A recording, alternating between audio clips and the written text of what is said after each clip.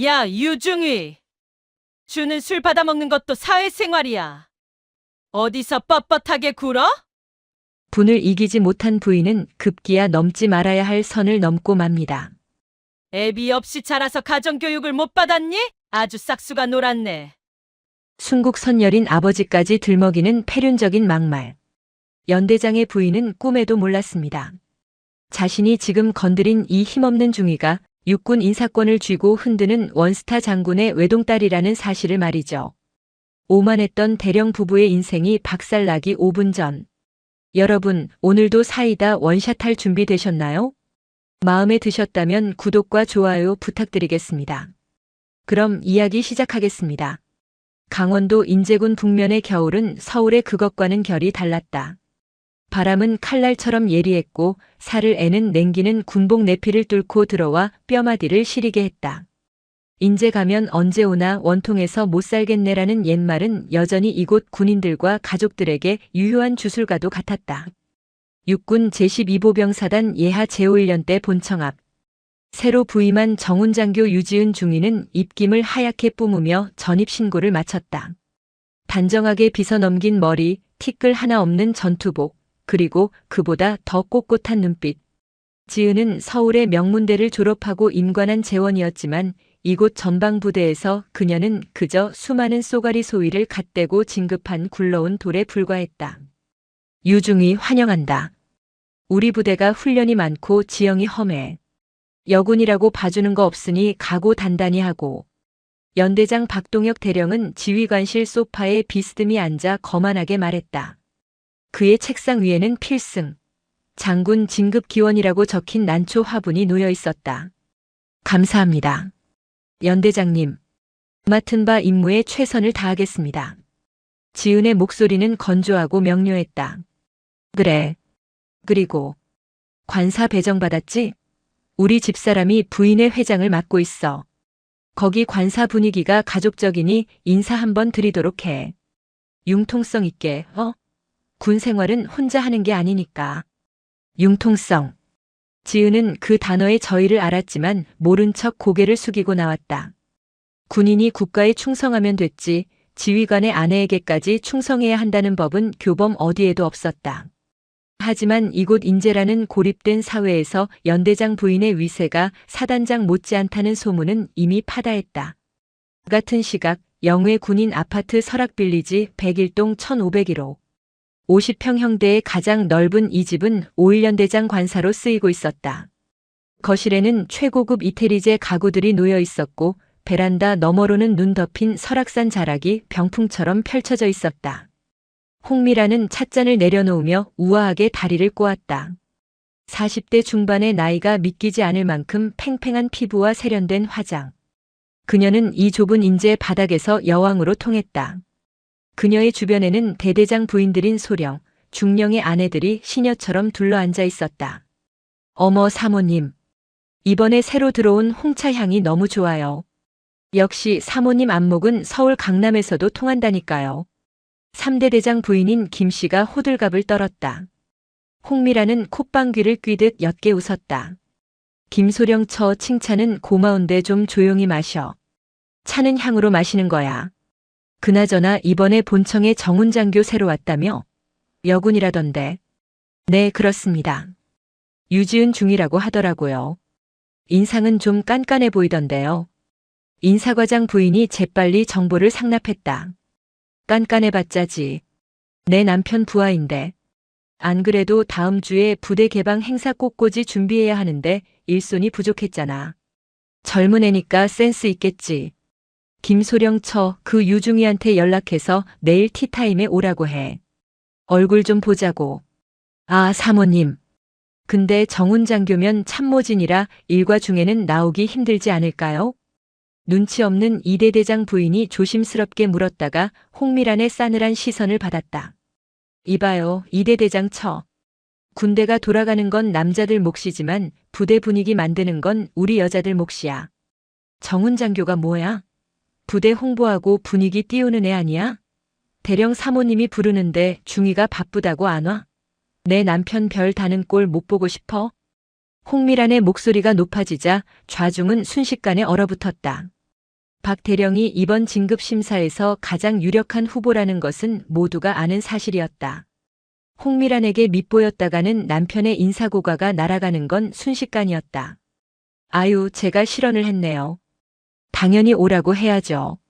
제가 지금 당장 연락하겠습니다. 이대 대장 부인은 허둥지둥 핸드폰을 꺼내 들었다. 홍미란은 다시 여유로운 미소를 되찾으며 찻잔을 들었다. 창밖으로 흩날리는 눈발이 보였다. 그녀에게 이 관사는 자신의 왕국이었고 군인들은 남편의 부하이기 이전에 자신의 수족이어야 했다. 감히 누가 토를 달겠는가. 다음 날 오후 3시. 지은은 사무실에서 정신없이 보도자료를 작성하고 있었다. 그때 내선 전화가 울렸다. 인사과장이었다. 유중희, 지금 바쁜가? 아닙니다, 과장님. 말씀하십시오. 저기, 지금 관사 쪽으로 좀 가봐야겠어. 연대장님 사모님이 유중희를 좀 보자시네. 지은의 미간이 찌푸려졌다. 관사 말씀입니까? 지금 일과 시간 중입니다. 급한 공무가 아니라면. 아, 이 친구야. 눈치가 그렇게 없어? 사모님이 부르시면 그게 공무야. 군 생활 편하게 하고 싶으면 잔말 말고 튀어가. 내 차 빌려줄 테니까. 인사과장의 닥달에 지은은 어쩔 수 없이 자리에서 일어났다. 군인의 길을 걷겠다고 다짐했을 때 적과의 싸움은 각오했지만 이런 식의 시덥잖은 호출은 예상 밖이었다. 하지만 그녀는 아직 힘없는 중이었고 지휘관의 의중을 무시할 수 없는 처지였다. 설악빌리지 1501호 현관 앞. 지은은 전투모를 고쳐 쓰고 심호흡을 한 뒤 초인종을 눌렀다. 충성. 중위 유지은입니다. 문이 열리고 화려한 실내복 차림의 홍미란이 모습을 드러냈다. 그녀는 지은을 머리부터 발끝까지 훑어보았다. 군복 입은 여자의 투박함이 마음에 들지 않는다는 표정이었다. 들어와요. 군화는 흙 털고 들어오고 거실에는 이미 다과상이 차려져 있었다.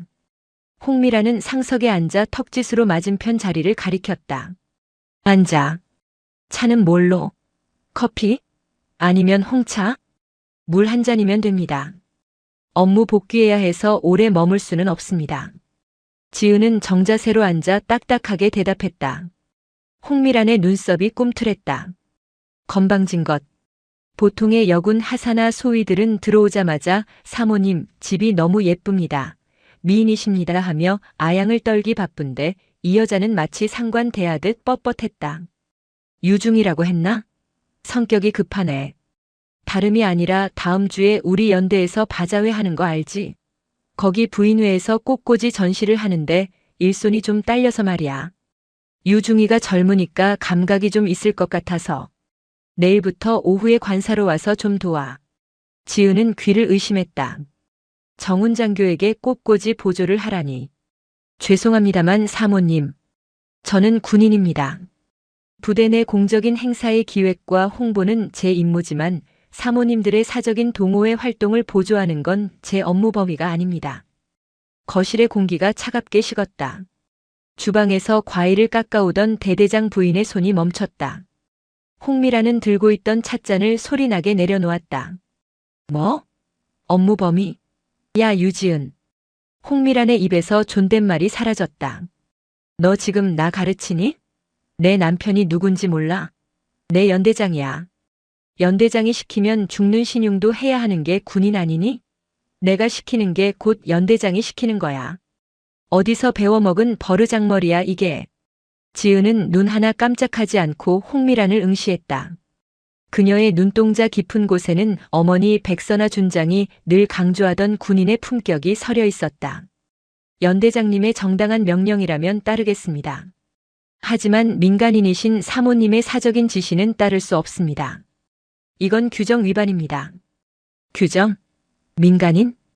홍미란이 기가 막힌다는 듯 헛웃음을 터뜨렸다. 얼굴이 붉게 달아올랐다. 감히 대령의 아내인 자신을, 그것도 자신의 안방에서 민간인 취급을 하다니. 이것은 반란이나 다름없었다. 좋아. 아주 대단한 군인 나셨네. 규정 따지는 거 보니까 빽이라도 있나 보지. 그래, 어디 두고 보자. 그 잘난 규정이 너를 언제까지 지켜줄지. 홍미라는 테이블 위에 있던 냅킨을 지은의 무릎 위로 툭 던졌다. 당장 나가. 내 눈앞에서 꺼져. 그리고 내일 출근하면 연대장한테 전해. 내가 내 혈압을 어떻게 올려놨는지 똑똑히 보고하라고. 지은은 자리에서 일어나 절도 있게 경례를 붙였다. 충성. 안녕히 계십시오. 지은이 현관문을 닫고 나가는 소리가 들리자마자 홍미라는 찻잔을 바닥에 집어 던졌다. 와장창. 깨진 도자기 파편이 사방으로 튀었다. 저거 당장 남편한테 전화해. 내일 당장 전현짐 싸서 최전방 초소로 보내버리라고 할 거니까. 감히 나를 무시해? 내가 누군지 알고. 홍미란의 악다구니가 아파트 복도를 뚫고 나가는 동안 지은은 엘리베이터 안에서 조용히 주먹을 쥐었다 폈다. 손바닥에 식은땀이 배어 있었다. 두려움 때문이 아니었다. 이제 시작될 지루하고 치졸한 싸움에 대한 피로감, 그리고 반드시 이기겠다는 결기였다. 지은은 주머니 속에 휴대전화를 꺼냈다. 단축번호 1번 어머니라고 저장된 번호가 보였지만 누르지 않았다. 아직은 아니야. 내 힘으로 버틸 수 있을 때까지는. 인제의 하늘은 금방이라도 폭설을 쏟아낼 듯 잿빛으로 변해가고 있었다. 전쟁은 이미 시작되었다. 총성 없는 그러나 어느 전장보다 잔혹할 별들의 전쟁이. 다음 날 아침 인제군 원통리에는 밤새 내린 눈이 발목까지 쌓여 있었다. 제설작전에 투입된 병사들의 거친 숨소리와 넋가래가 바닥을 긁는 소리가 부대의 아침을 깨웠다. 하지만 제5연대 본청 2층 정훈과 사무실의 공기는 바깥의 영하 20도 추위보다 더 차갑고 무거웠다. 유지은 중위가 사무실 문을 열고 들어섰을 때 평소라면 좋은 아침입니다라며 반겨주었을 동료 참모들의 시선이 일제히 다른 곳으로 향했다. 인사과장은 급히 서류를 뒤적이는 척했고 정보장교는 모니터 속으로 빨려 들어갈 듯 고개를 숙였다. 어젯밤 관사 아파트 부인회 단체 대화방에서 내려진 지령은 남편들의 귀에까지 들어간 모양이었다. 융통성 없고 뻣뻣한 신임 정훈장교 길들이기. 그것은 5.1연대장 부인의 명령이자 곧 연대장의 뜻이었다. 지은은 아무렇지 않은 척 자리에 앉아 업무용 PC를 켰다. 하지만 그녀의 책상 위에 덩그러니 놓인 보급용 믹스커피 봉지 하나가 왠지 모르게 초라해 보였다. 오전 10시. 내선 전화가 울렸다. 수화기 너머로 들려오는 연대장 부관의 목소리는 딱딱했다. 정훈 장교님, 연대장님 호출이십니다. 지금 즉시 지휘관실로 오시랍니다. 지은은 옷매무새를 다듬고 지휘관실로 향했다. 복도를 지나는 동안 마주친 대대장들이 그녀를 보고 혀를 차거나 고개를 절레절레 흔들며 지나갔다. 마치 시한부 선고를 받은 환자를 보는 듯한 눈빛이었다. 충성. 정훈 장교 중위 유지은 호출받고 왔습니다. 박동혁 대령은 지휘봉으로 자신의 군화코를 툭툭 치며 창밖을 보고 있었다. 그는 지은이 들어왔음에도 한참 동안 뒤를 돌아보지 않았다. 의도적인 무시였다. 침묵이 주는 압박감을 이용해 길을 꺾으려는 전형적인 수법이었다. 한참 뒤 박 대령이 천천히 몸을 돌렸다. 그의 얼굴에는 불쾌한 기색이 역력했다. 유중희. 자네 어제 내 집사람한테 큰 실례를 했다지. 사모님께서 개인적인 용무로 호출하셨고 일과 중이라 정중히 거절하고 복귀했습니다. 지은은 교과서적인 대답을 내놓았다. 쾅. 박 대령이 책상을 내리쳤다. 난초 화분의 잎이 파르르 떨렸다. 이봐 유중희. 자네는 그게 문제야. 개인적인 용무. 일과 중. 자네는 군대가 무슨 행정관청인 줄 아나? 전방부대는 하나의 대가족이야. 지휘관의 가족도 부대 구성원이라고. 내 아내가 부대 행사를 위해 애쓰는데 그걸 돕는 게 사적인 일이야? 박 대령은 벌개진 얼굴로 삿대질했다. 내가 육사 나오고 군 생활 30년 하면서 자네처럼 꽉 막힌 장교는 처음 봐. 자네 장기 복무 신청할 생각 없나? 진급 욕심 없어? 지은의 눈동자가 흔들림 없이 박 대령을 응시했다. 군인으로서의 명예와 진급 모두 중요하게 생각합니다. 그래.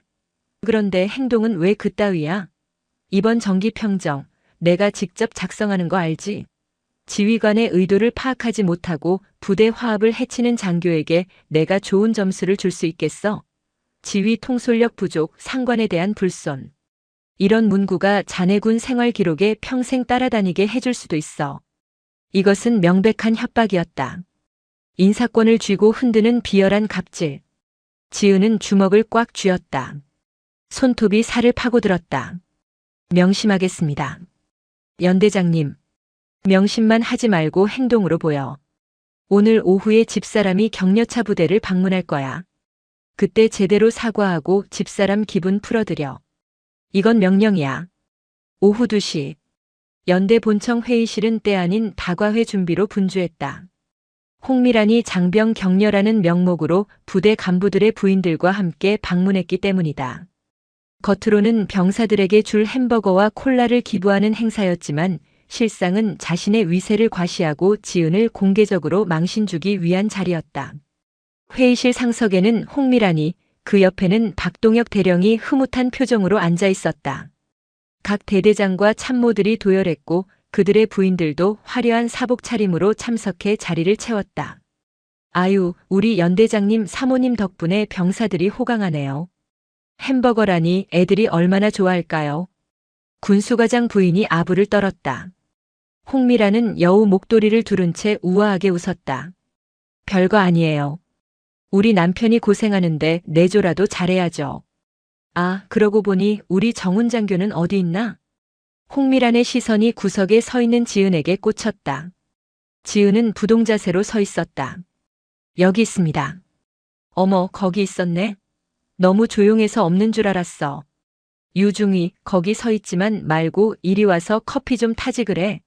내가 아까 올 때 보니까 당번병 애들이 타는 커피는 영맛이 없어서 말이야. 여군 장교가 타주는 커피 맛은 좀 다르려나? 회의실 안에 묘한 정적이 흘렀다. 장교에게, 그것도 참모인 정훈 장교에게 다방 종업원 취급을 한 것이다. 박 대령은 헛기침하며 짐짓 모른 척 천장을 바라보았다. 지은은 입술을 깨물었다. 거절하면 명령 불복종 혹은 상관 모욕으로 몰아갈 것이 뻔했다. 지은은 묵묵히 탕비실 쪽으로 걸어갔다. 뒤에서 부인들의 키득거리는 웃음소리가 들려왔다. 봤지? 콧대 높은 척하더니 결국 꼬리 내리잖아. 그러게 진작 잘하지. 쯧쯧. 지은은 종이컵이 아닌 홍미란이 전용으로 쓴다는 화려한 찻잔에 믹스커피를 탔다. 손이 미세하게 떨렸지만 애써 진정시켰다. 이것 또한 기록해야 할 증거였다. 그녀는 쟁반을 들고 홍미란 앞으로 다가갔다. 주문하신 커피입니다. 지은이 찻잔을 테이블 위에 내려놓으려는 순간이었다. 아, 뜨거. 홍미란이 갑자기 비명을 지르며 손을 휘저었다. 그 바람에 지은의 손에 들려있던 찻잔이 엎어졌다. 뜨거운 커피 국물이 홍미란의 명품 핸드백과 스커트 자락에 튀었다. 야, 너 미쳤어? 홍미란이 자리에서 벌떡 일어나며 지은의 어깨를 밀쳤다. 일부러 그랬지? 내가 커피 타오라고 시켰다고 지금 앙심 품고 테러한 거야? 이게 얼마짜리 옷인 줄 알아? 죄송합니다. 사모님께서 갑자기 손을. 지은이 해명하려 했지만 박 대령의 고함 소리가 더 빨랐다. 유지은 중위, 너 지금 뭐 하는 짓이야? 사모님께 뜨거운 물을 부어? 내가 제정신이야? 박 대령이 달려와 지은을 쏘아보았다. 회의실 안의 모든 시선이 지은을 향해 경멸과 조소를 보내고 있었다. 죄송합니다. 제가 부주의했습니다. 지은은 고개를 숙였다. 변명은 통하지 않는 자리였다. 그들은 진실을 원하지 않았다. 그저 희생양이 필요할 뿐이었다. 홍미라는 휴지로 옷을 닦아내며 도끼 어린 눈으로 지은을 노려보았다. 됐어요, 여보. 수준 떨어져서 정말. 유중위, 너 내가 경고했지? 두고 보자고. 오늘 일 내가 절대 안 잊어. 너 이 부대에서 발 못 붙이게 해줄 테니까 어디 한번 견뎌봐. 홍미라는 분이 풀리지 않는다는 듯 씩씩거리며 회의실을 나갔다. 부인들과 간부들이 우르르 그녀의 뒤를 따랐다. 텅 빈 회의실, 바닥에 쏟아진 커피 얼룩과 깨진 찻잔 조각만이 지은의 처지를 대변하고 있었다. 그날 밤 독신자 숙소. 지은은 좁은 침대에 앉아 작은 수첩을 펼쳤다. 떨리는 손으로 볼펜을 잡았다. X월 X1 1430 연대 본청 회의실. 가해자 연대장 부인 홍미란, 방조자 연대장 박동혁. 내용 공개적인 장소에서의 인격 모독, 성차별적 발언 및 사적 심부름, 강요 커피 심부름, 부당한 질책. 증인 각 대대장 및 참모, 부인회 회원 다수. 지은은 오늘 있었던 일을 시간순으로 꼼꼼하게 기록했다. 감정이 북받쳐 올라 글씨가 삐뚤어졌지만 멈추지 않았다. 그리고 책상 서랍 깊숙한 곳에서 녹음기를 꺼냈다. 낮에 주머니 속에서 몰래 녹음했던 파일이 빨간 불빛을 내며 재생되었다. 여군 장교가 타주는 커피 맛은 좀 다르려나? 이게 얼마짜리 옷인 줄 알아? 너 이 부대에서 발 못 붙이게 해줄 테니까. 녹음된 목소리는 명백한 증거였다. 지은은 이어폰을 꽂은 채 눈을 감았다. 인제의 밤바람이 창문을 거세게 흔들었다. 마치 그녀의 마음속에 몰아치는 폭풍처럼. 그때 휴대폰이 진동했다. 발신자 백선화. 어머니였다. 지은은 심호흡을 크게 한 번 하고 목소리를 가다듬은 뒤 전화를 받았다. 최대한 밝고 씩씩한 목소리로. 네, 엄마. 웬일이세요? 지은아, 밥은 먹었니? 날씨가 많이 춥다던데. 수화기 너머 어머니의 목소리는 평소처럼 건조했지만 그 속에 담긴 미세한 온기가 느껴졌다. 네, 잘 챙겨 먹고 있어요. 부대 적응도 잘하고 있고요. 걱정 마세요. 지은은 거짓말을 했다. 엄마에게 이 초라한 꼴을 보이고 싶지 않았다. 스스로 해결하고 싶었다. 그래. 목소리가 좀 잠긴 것 같구나. 감기 조심하고. 혹시라도 힘들거나 부당한 일이 생기면 혼자 끙끙 앓지 마라. 너는 군인이기 이전에 내 딸이다. 백선화 준장의 그 한마디에 지은의 눈시울이 붉어졌다. 엄마는 알고 있는 걸까? 아니, 인사사령부의 정보력이면 이미 파악했을지도 모른다. 하지만 지은은 애써 태연하게 대답했다. 아니에요, 엄마. 정말 괜찮아요. 저 이제 끊을게요. 내일 훈련 준비해야 해서요. 사랑해요. 전화를 끊은 지은은 침대에 얼굴을 파묻었다. 베개가 젖어 들어갔다.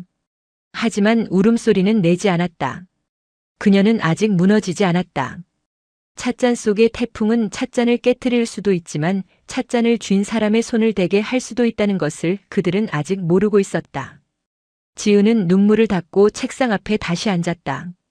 그리고 달력의 날짜 하나에 붉은 동그라미를 쳤다. 12월 24일. 부대 자선 바자회 및 가족 초청 행사. 홍미란이 가장 공을 들이고 있는 그날. 지은은 그날을 반격의 디데이로 잡았다. 찻잔 속의 폭풍을 거대한 해일로 만들어 돌려줄 준비를 시작했다. 12월의 인제는 모든 것이 얼어붙는 땅이었다. 연병장의 흙먼지는 딱딱하게 굳었고 병사들의 입김은 공중에 흩어지기도 전에 성해가 되어 눈썹에 내려앉았다. 하지만 유지은 중위에게 더 가혹한 추위는 연대 본청 2층, 연대장실에서 불어오는 바람이었다. 이걸 보고서라고 가져온 건가? 두툼한 서류 뭉치가 바닥으로 떨어졌다. 박동혁 대령은 지은이 밤새 작성한 동계 정훈 교육 계획안을 읽어보지도 않고 내쳤다. 내용이 너무 딱딱해. 창의성이 없어, 창의성이. 병사들이 이런 걸 듣고 싶어 하겠나? 요즘 애들 트렌드 몰라? 다시 해와. 연대장님, 벌써 5번째 수정입니다. 상급 부대 지침에 의거하여. 변명하지 마. 지침은 참고하라고 있는 거지 베끼라고 있는 게 아니야. 오늘 밤새서라도 다시 만들어. 내일 아침 내 책상 위에 올려놔. 못하면 자네 근무 평정은 기대하지 않는 게 좋을 거야. 박 대령은 노골적으로 지은을 괴롭히고 있었다. 명분은 업무 능력 부족이었지만 실상은 아내 홍미란의 심기를 건드린 죗값을 치르게 하는 것이었다. 지은은 입술을 꾹 다물고 바닥에 흩어진 서류를 주워 담았다. 사무실로 돌아온 지은의 책상 위에는 또 다른 지령이 기다리고 있었다. 부인의 총무가 보낸 쇼핑백이었다. 안에는 촌스러운 붉은색의 산타 원피스와 짧은 치마가 들어있었다. 유중희, 이번 크리스마스 바자회 때 사회 봐야지. 군복 입고 딱딱하게 굴지 말고 사모님이 보내신 이 옷 입어. 분위기 좀 살려보라고. 부인의 총무. 지은은 헛웃음이 나왔다. 정훈 장교를 부대 행사의 MC가 아닌 흥을 돋우는 광대 취급하고 있었다. 장교에게 사제, 그것도 노출이 있는 의상을 입으라고 강요하는 것은 명백한 모욕이자 규정 위반이었다. 지은은 옷을 다시 쇼핑백에 넣고 구석에 처박아 두었다. 그리고 다시 컴퓨터 앞에 앉았다. 밤 10시가 넘어가고 있었다. 히터가 꺼진 사무실은 냉골이었지만 그녀는 손가락을 호호 불어가며 키보드를 두드렸다. 버틴다. 나는 버틸 수 있다. 지은은 수첩을 꺼냈다. 12월 20일. 연대장의 부당한 업무 반려 5회차. 부인회의 부적절한 의상 착용 강요. 그녀의 수첩은 날이 갈수록 빼곡해지고 있었다. 그것은 단순한 일기가 아니라 적들의 목을 겨눌 탄약고였다.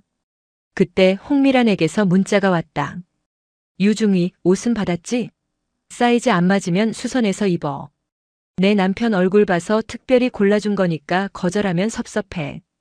당일날 기대할게. 지은은 휴대폰 화면을 보며 차갑게 가라앉은 눈으로 중얼거렸다. 기대하셔도 좋습니다. 아주 특별한 날이 될 테니까요. 12월 24일 크리스마스 이브. 제5일연대 간부 식당은 화려하게 장식되어 있었다. 불우이웃 돕기 자선 바자회 및 송년회 밤. 명분은 그럴싸했지만 실상은 지역 유지들과 부인회 회원들이 모여 먹고 마시는 사교 파티였다. 행사장 입구에는 홍미란이 주인공처럼 서 있었다. 붉은 벨벳 드레스에 모피 코트를 걸친 그녀는 들어오는 하급 장교 부인들의 인사를 받으며 여왕 노릇을 하고 있었다. 박동혁 대령 역시 옆에서 샴페인 잔을 들고 거드름을 피웠다. 아유 사모님. 오늘 정말 아름다우십니다. 여배우인 줄 알았습니다. 호호 김중령 처는 말도 참 예쁘게 해. 화기애애한 분위기 속에 사회자가 등장할 시간이었다. 조명이 어두워지고 무대 위로 스포트라이트가 비쳤다. 홍미라는 기대에 찬 눈빛으로 무대를 바라봤다. 자신이 보낸 산타 원피스를 입고 재롱을 떨 유지은을 상상하며. 하지만 무대 위로 걸어나온 사람은 산타 복장의 여자가 아니었다. 칼날같이 다려진 짙은 초록색 정복. 어깨에는 위풍당당한 중위 계급장. 가슴에는 정훈병과 마크와 약장이 반듯하게 부착된 완벽한 군인의 모습인 유지은 중이었다. 충성. 정훈 장교 중위 유지은입니다. 지금부터 5.1연대 송년 행사를 시작하겠습니다. 장내가 술렁거렸다. 홍미란의 얼굴이 순식간에 불그락푸르락해졌다. 감히 내 명령을 어겨? 저 뻣뻣한 군복을 입고 내 파티를 망쳐? 지은은 홍미란의 살기 어린 시선을 느끼면서도 시종일관 차분하고 절도 있는 목소리로 행사를 진행했다. 농담이나 아양은 없었다. 오직 품격 있는 진행뿐이었다. 병사들과 일부 간부들은 오히려 깔끔한 진행에 박수를 보냈지만 홍미란의 심기는 뒤틀릴 대로 뒤틀려 있었다. 행사가 중반으로 접어들고 건배 제의 시간이 되었다. 박 대령과 홍미란이 무대 중앙으로 나왔다. 지은은 마이크를 넘겨주고 옆으로 한 발 물러섰다. 박 대령의 건배사가 끝나고 홍미란이 마이크를 잡는 대신 와인잔을 들고 지은에게 다가왔다. 그녀의 눈이 번들거렸다. 알코올 기운과 분노가 섞인 눈빛이었다. 유중희, 사회 보느라 고생했어. 한 잔 받아야지. 홍미란이 붉은 와인이 가득 담긴 잔을 내밀었다. 죄송합니다. 행사 진행 중이라 음주는 할 수 없습니다. 지은이 정중하게 거절했다. 이것이 기폭제가 되었다. 너 진짜 분위기 파악 못하는구나. 내가 주는 술이 술이야? 성이잖아. 홍미란의 목소리가 커졌다. 행사장의 음악 소리가 잦아들고 사람들의 시선이 집중되었다. 죄송합니다. 규정상 근무 중 음주는. 규정. 지겨워 죽겠네. 야, 너 부모가 그렇게 가르치던? 윗사람이 호의를 베풀면 감사히 받을 줄 알아야지 어디서 뻣뻣하게 굴어. 가정교육을 독학으로 배웠니? 아, 너 편부모 가정이라며? 애비 없이 자라서 예의를 못 배웠구나. 그 순간 지은의 고개가 번쩍 들렸다. 아버지는 지은이 어릴 때 작전 중 순직하셨다. 그것은 지은에게 아픔이자 동시에 가장 큰 자부심이었다. 그런데 고작 저런 여자가 아버지의 부재를 가정교육의 부재로 매도했다. 사모님 말씀이 지나치십니다. 사과하십시오. 지은의 목소리가 낮게 깔렸다. 뭐? 사과? 이게 미쳤나? 홍미라는 들고 있던 와인잔을 지은에게 끼얹었다. 촥! 검붉은 액체가 지은의 정복 상의와 얼굴로 쏟아졌다. 훈장과 약장 위로 와인이 핏물처럼 흘러내렸다. 쨍그랑. 빈잔이 바닥에 떨어져 산산조각이 났다. 행사장은 찬물을 끼얹은 듯 조용해졌다. 박 대령조차 당황하여 입을 다물지 못했다. 지은은 얼굴에 묻은 와인을 손등으로 닦아냈다. 닦아도 얼룩은 지워지지 않았다. 하지만 그녀는 울지 않았다. 대신 홍미란을 똑바로 쳐다보며 말했다. 방금 하신 행동과 말씀 뼈저리게 기억하겠습니다. 그리고 책임지셔야 할 겁니다. 책임? 웃기고 있네. 썩 꺼져. 꼴도 보기 싫으니까. 지은은 경례 없이 무대를 내려왔다. 수군거리는 사람들 사이를 가로질러 행사장을 빠져나왔다. 바깥은 영하 25도의 혹한이었다. 와인에 젖은 정복이 순식간에 얼어붙어 바스락거렸다. 하지만 지은은 추위를 느낄 수 없었다. 가슴 속에서 뜨거운 무언가가 치밀어 올랐기 때문이다. 지은은 어두운 연병장 구석으로 걸어갔다. 하늘에는 별이 쏟아질 듯 박혀 있었다. 아빠가 별이 되어 보고 계실까봐 차마 고개를 들 수 없었다. 그녀는 떨리는 손으로 휴대폰을 꺼냈다. 더 이상 혼자만의 싸움이 아니었다. 이것은 명예의 문제였다. 단축번호 1번. 통화 버튼을 눌렀다. 엄마. 목소리가 파르르 떨렸다. 지은이니? 이 시간에 무슨 일이냐? 엄마. 나 좀 도와줘. 엄마가 필요해. 결국 참았던 눈물이 터져 나왔다. 무슨 일인지 말해라. 누구냐? 백선아 준장의 목소리 톤이 순식간에 바뀌었다. 딸의 울음소리에 섞인 분노와 수치심을 읽어낸 것이다. 연대장. 그리고 그 부인이 아빠를 욕했어. 나한테 술을 끼얹고. 아빠 없이 자라서 못 배워 먹었다고. 수화기 너머에서 긴 침묵이 흘렀다. 그 침묵은 폭풍전야의 고요보다 더 무거웠다. 이윽고 서리빨 같은 목소리가 들려왔다. 지금 바로 출발한다. 기다려라. 뚝. 전화가 끊겼다. 지은은 밤하늘을 올려다보았다. 북두칠성 옆에서 유난히 반짝이는 별 하나가 보였다. 반격은 시작되었다. 다음 날인 12월 25일 성탄절, 그리고 26일 아침까지 부대는 뒤숭숭했다. 크리스마스 이브 파티에서의 와인 사건은 병사들의 입을 타고 부대 전체로 퍼져나갔다. 야, 연대장 마누라가 정훈 장교한테 와인 뿌렸대. 진짜? 대박이다. 정훈 장교 완전 불쌍하네. 박동혁 대령은 불안했다. 아내가 너무 심했다는 생각은 들었지만 일개중이가 감히 대령 부부에게 덤비지는 못할 것이라 자위했다. 그는 지은을 불러달래거나 협박해서 무마할 생각으로 출근 준비를 서둘렀다. 오전 9시 30분. 박 대령이 참모 회의를 주재하려던 찰나 상황실장이 사색이 되어 지휘관실로 뛰어들어왔다. 연대장님, 큰일 났습니다. 무슨 일이야? 아침부터 호들갑 떨지 말고 보고해. 위병소에서 보고가 들어왔는데. 성판입니다.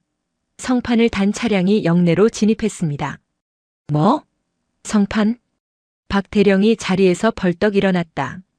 성판이란 장군이 탑승한 차량에 부착하는 별이 그려진 붉은색 판을 말한다. 사단장이 방문한다는 통보는 없었다. 게다가 사단장은 오늘 휴가 중이었다. 별이 몇 개야? 하나야, 두 개야? 하나입니다. 준장입니다. 그런데 번호판이 우리 사단 소속이 아닙니다. 육군본부 번호판입니다. 6본 장군이 여길 왜 와? 박 대령의 등줄기에 식은땀이 흘렀다. 통보 없는 상급 부대 장군의 방문. 이것은 감찰 아니면 징계 둘 중 하나였다. 당장 영접 준비해. 참모들 다 집합시키고 홍미란. 아니 집사람한테 전화해서 관사에 꼼짝 말고 있으라고 해. 박 대령이 허둥지둥 군복 상의를 챙겨 입고 본청 현관으로 뛰어나갔다. 이미 검은색 대형 세단 한 대가 본청 앞에 미끄러지듯 멈춰 서 있었다. 검은색 그랜저. 앞 범퍼에는 붉은 바탕에 은색 별 하나가 선명하게 빛나고 있었다. 운전병이 내려 뒷문을 열었다. 박 대령과 참모들은 숨을 죽이고 지켜보았다. 먼저 군화가 바닥에 닿았다. 티끌 하나 없는 어급 전투화. 그리고 칼주름이 잡힌 정복 바지. 차에서 내린 인물은 여성이었다. 짧게 친 머리, 차가운 무태 안경, 그리고 어깨에 빛나는 원스타. 육군본부 인사사령부 처장 백선화 준장이었다. 그녀가 뿜어내는 냉기는 인재의 혹한보다 더 차가웠다. 그녀의 눈빛은 박 대령을 보고 있지 않았다. 마치 투명 인간을 대하듯 부대 건물을 훑어보고 있었다. 충성. 육군 제12보병사단 5.1연대장 대령 박동혁. 박 대령이 목이 터져라 경례 구호를 외쳤다. 다리가 후들거려 자세가 잘 잡히지 않았다. 백 준장은 천천히 고개를 돌려 박 대령을 바라보았다. 경례를 받아주지도 않았다. 그저 싸늘한 눈으로 그를 내려다볼 뿐이었다. 박 대령. 백 준장의 목소리는 낮았지만 쩌렁쩌렁하게 울렸다. 예, 준장님. 방문을 환영합니다. 환영이라. 글쎄, 자네가 나를 환영할 처지가 될지 모르겠군. 예? 그게 무슨. 박 대령은 영문을 몰라 눈만 껌벅였다. 백 준장은 턱짓으로 본청 2층을 가리켰다. 내 딸이 이 부대에 근무한다더군. 유지은 중이라고. 쿵. 박 대령의 심장이 바닥으로 떨어지는 소리가 들리는 듯 했다. 머릿속이 하얗게 변했다. 유지은 중이가 장군의 딸? 그것도 인사권을 쥐고 흔드는 육본 인사처장의 딸? 유중이가 따님이십니까? 박 대령의 목소리가 염소처럼 떨렸다. 뒤에 서 있던 인사과장은 입을 다물지 못하고 주저앉을 뻔했다. 왜 몰랐나? 하긴 내 딸이 제 어미 후광이 싫다고 성까지 바꾸고 임관했으니 몰랐을 수도 있겠지. 그런데 박 대령. 백 준장이 한 걸음 다가왔다. 박 대령은 저도 모르게 뒷걸음질 쳤다. 내 딸이 어제 자네 부인에게 와인 세례를 받았다던데. 그리고 애비 없이 자라서 못 배워 먹었다는 소리를 들었다지. 박 대령의 얼굴이 흑빛으로 변했다. 숨이 쉬어지지 않았다. 내 남편 유중령이 20년 전 강릉 무장공비 침투 사건 때 작전 중 전사했네. 나라를 위해 목숨 바친 군인의 자식을 자네 부인이 가정교육 못 받은 아이 취급을 해? 백 준장의 눈에서 푸른 불꽃이 튀었다. 대답해보게, 박 대령. 그게 자네가 지휘하는 부대의 수준인가? 아니면 자네 가정의 수준인가? 박 대령은 대답 대신 무릎을 꿇고 싶은 충동을 느꼈다. 끝났다. 자신의 장군 진급도 군 생활도 아니 인생 자체가 끝났다는 것을 직감했다. 그때 본청 현관문이 열리고 유지은 중위가 걸어 나왔다. 여전히 와인 얼룩이 희미하게 남은 전투복을 입은 채였다. 백 준장의 시선이 딸에게 향하자 얼음장 같던 눈매가 아주 잠시 미세하게 흔들렸다. 지은아. 엄마. 두 모녀의 재회. 그리고 그 사이에 낀 박 대령은 단두대 위에 올려진 죄수처럼 벌벌 떨고 있었다. 하지만 진짜 처형은 아직 시작되지도 않았다. 백 준장이 수행구관에게 짧게 명령했다. 감찰실장에게 연락해. 지금 즉시 5.1연대로 팀 파견하라고. 먼지 하나까지 다 털어내라고 전해. 인제의 하늘에서 마침내 눈보라가 몰아치기 시작했다. 백선화 준장의 지시는 간결했다. 연대장실로 자네 부인을 오라고 하게. 내 딸에게 가르치려 했던 그 가정교육에 대해 내게도 설명해줘야 할 테니. 박동혁 대령은 떨리는 손으로 아내에게 전화를 걸었다. 여보. 지금 당장 부대로 와야겠어. 아니, 옷 갈아입지 말고 지금 당장. 준장님이 와 계셔. 당신이 사고친 그 유중이. 어머니시라고. 30분 뒤 홍미란이 연대장실 문을 열고 들어왔다. 그녀는 급하게 뛰어온 듯 숨을 몰아쉬고 있었다. 평소에 당당하던 기세는 온데간데 없고 화장이 번진 창백한 얼굴이었다.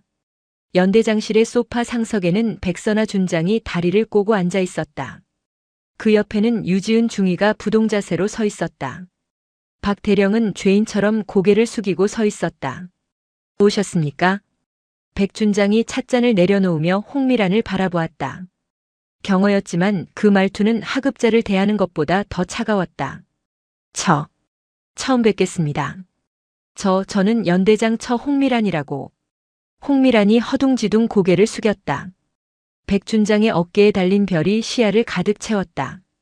그 별의 무게가 숨통을 조여왔다. 앉으시죠. 백준장이 맞은편 소파를 가리켰다. 홍미란은 바늘방석에 앉듯 엉덩이를 걸쳤다. 시간이 없으니 본론만 이야기하겠습니다. 부인께서 어제 제 딸에게 와인을 끼얹으며 하셨다는 말씀. 애비 없이 자라서 못 배웠다. 그 말이 사실입니까? 홍미란의 입술이 파르르 떨렸다. 그게. 저는 유중이가 따님인 줄 모르고.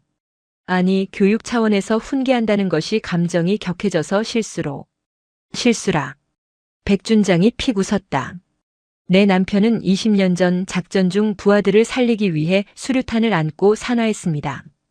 국가는 그 희생을 기려 훈장을 수여했고 나는 남편의 뜻을 이어받아 지금까지 군복을 입고 있습니다. 그런데 부인께서는 국가 유공자의 자녀를 못 배운 자식으로 매도하셨더군요. 백준장의 상체가 앞으로 기울었다. 홍미라는 숨을 멈췄다. 내 딸이 못 배운 게 있다면 그건 권력에 아부하는 법과 부당한 갑질에 고개 숙이는 비굴함일 겁니다. 내가 그렇게 가르쳤으니까요. 부인, 당신이 말한 교육은 뭡니까? 남편 계급 믿고 설치는 오만함입니까? 잘못했습니다. 죽을 죄를 지었습니다. 준장님, 한 번만 용서해 주십시오. 홍미라는 소파에서 내려와 바닥에 무릎을 꿇었다. 자존심 따위는 중요하지 않았다. 남편의 진급이, 아니 남편의 목숨줄이 이 여자 손에 달려 있었다. 백준장은 무릎 꿇은 홍미란을 싸늘하게 내려다보았다. 일어나세요. 군인의 아내로서 최소한의 품위는 지키시죠. 그리고 사과는 내가 아니라 내 딸에게 하셔야지. 홍미란은 엉금엉금 기어가듯 지은의 앞으로 갔다. 유중이. 아니 유중이님. 미안해요. 내가 미쳤었나 봐. 제발 용서해줘요. 우리 이번이 마지막 기회인 거 알잖아요. 유중이님이 한 번만 봐주면 평생 은인으로 모실게. 지은은 홍미란을 내려다보았다. 어제까지만 해도 자신을 벌레 보듯 하던 눈이 이제는 공포와 비굴함으로 가득 차 있었다. 통쾌함보다는 씁쓸함이 밀려왔다. 이것이 계급의 민낯이었다. 사모님, 사과는 받겠습니다. 하지만 용서는 제가 하는 게 아닙니다. 지은은 어머니를 바라보았다. 백준장이 자리에서 일어났다. 박 대령. 예. 준장님. 자네 부부의 사과는 접수했네. 하지만 군법과 규정 위반에 대한 책임은 별개의 문제야. 사적인 감정으로 덮기엔 사안이 너무 위중해. 감찰 결과에 따라 처분받게. 가자, 지은아. 백준장은 뒤도 돌아보지 않고 연대장실을 나갔다. 지은이 그 뒤를 따랐다. 닫힌 문 뒤로 홍미란의 통곡 소리와 박대령의 고함 소리가 터져나왔다. 야, 너 때문에 다 망했어. 어쩔 거야, 이 여자야. 그 소리는 복도 끝까지 울려 퍼졌다.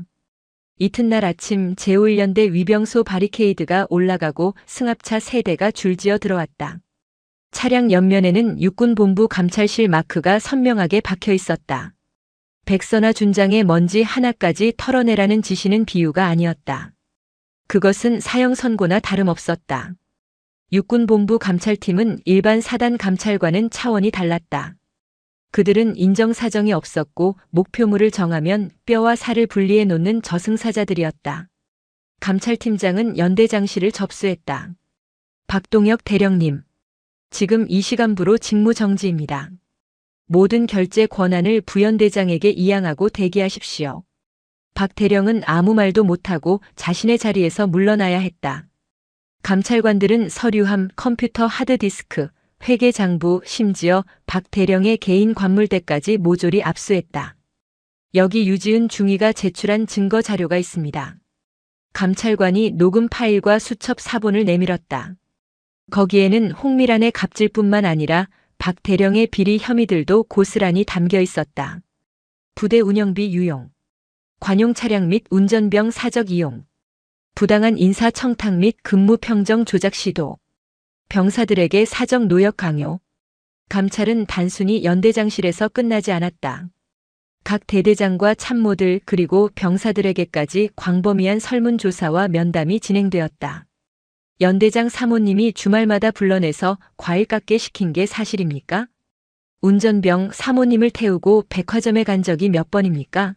하이패스 기록 다 나왔습니다. 거짓말하면 위증죄로 영창 갑니다. 그동안 박 대령 부부의 위세에 눌려 숨죽이고 있던 간부들과 병사들이 본물 터지듯 증언을 쏟아냈다. 사모님이 제초 작업하던 저한테 군발이 냄새난다고 욕했습니다. 연대장님이 정훈 장교님 왕따 시키라고 지시했습니다. 감찰 3일차. 박 대령은 텅 빈 독신자 숙소 대기실에 갇혀 있었다. 관사 출입도 금지된 상태였다. 그는 창밖을 보며 줄담배를 피웠다. 전화기는 압수당했고 그를 따르던 부하들은 모두 등을 돌렸다. 누군가 문을 두드렸다. 감찰관이었다. 박동혁 대령. 혐의 내용이 너무 많아서 여기서 조사 못합니다. 육군본부로 압송해서 추가 조사 진행하겠습니다. 짐 챙겨 나오십시오. 박 대령은 힘없이 고개를 떨구었다. 손목에 수갑은 없었지만 그의 군복에 달린 대령 계급장은 이미 빛을 잃은 고철 덩어리에 불과했다. 그가 끌려나가는 모습을 연병장의 병사들이 무심한 눈으로 지켜보고 있었다. 그 누구도 그에게 경례하지 않았다. 군대라는 조직은 폐쇄적이지만 소문만큼은 광속보다 빨랐다. 특히 장교 부인회라는 사교계에서 소문의 전파력은 핵폭탄급이었다. 인제군 군인 아파트 서락 빌리지. 홍미라는 사흘째 집 밖으로 나오지 못하고 있었다. 남편은 감찰 조사를 받으러 끌려갔고 집 전화와 핸드폰은 쉴 새 없이 울려댔지만 받을 수 없었다. 딩동. 딩동. 초인종이 울렸다. 홍미라는 혹시 남편일까 싶어 인터폰 화면을 확인했다. 부인의 총무와 임원들이었다. 그녀는 떨리는 마음으로 문을 열었다. 예전 같으면 굽신거리며 반찬이나 선물을 들고 왔을 그녀들이었다. 하지만 문이 열리자마자 보인 것은 싸늘한 눈빛들이었다. 사모님. 아니, 홍미란 씨. 총무가 차갑게 불렀다. 호칭이 변했다. 총무 왜 그래? 무슨 일 있어? 홍미란이 애써 웃음을 지어 보였다. 오늘부로 부인의 회장직에서 제명되셨습니다. 이건 회원들 전원 만장일치 결정입니다. 총무는 통지서 한 장을 내밀었다. 뭐? 제명? 너희들이 감히 나한테 이럴 수 있어? 우리 남편 아직 대령이야. 무혐의로 풀려나면 너희 다 죽을 줄 알아. 홍미란이 악을 썼다. 하지만 총무는 코웃음을 쳤다. 대령이요? 박 대령님 곧 보직 해임되신다던데요.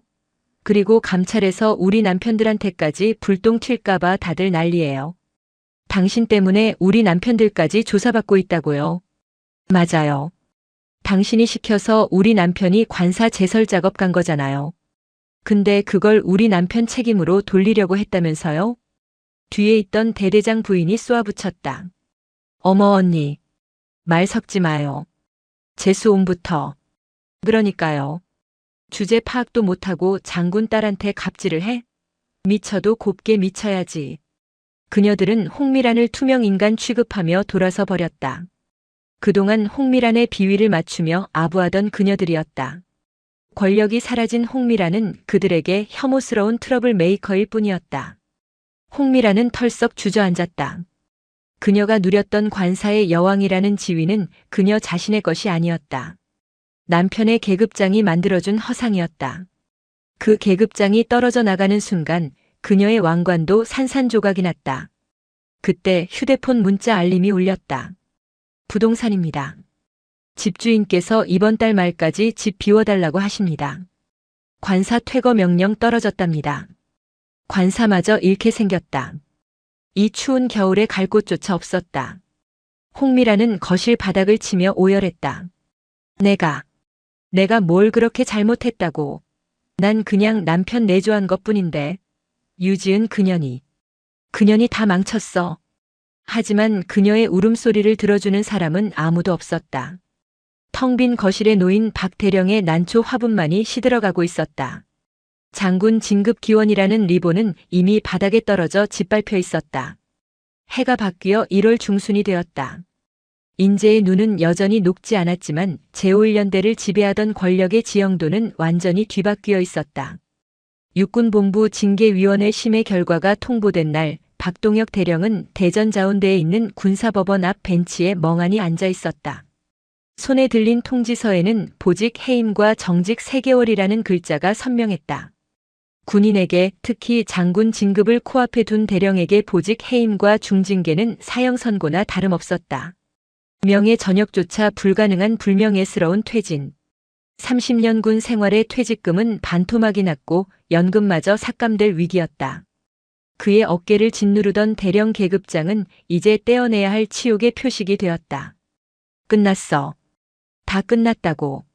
박동혁은 마른 세수를 하며 중얼거렸다. 그때 주머니 속에서 진동이 울렸다. 아내 홍미란이었다. 그는 이를 악물고 전화를 받았다. 여보, 어떻게 됐어?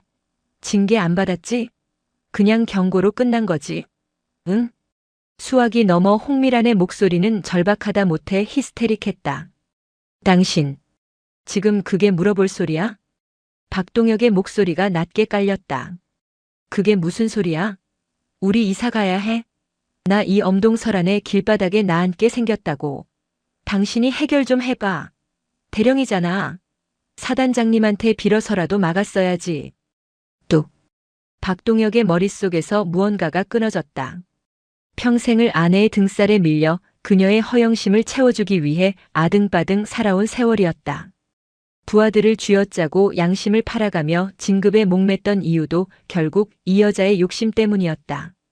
그런데 모든 게 무너진 이 순간까지 그녀는 남편의 안위보다 자신의 체면과 안락함만을 찾고 있었다. 닥쳐. 이 빌어먹을 여편네야.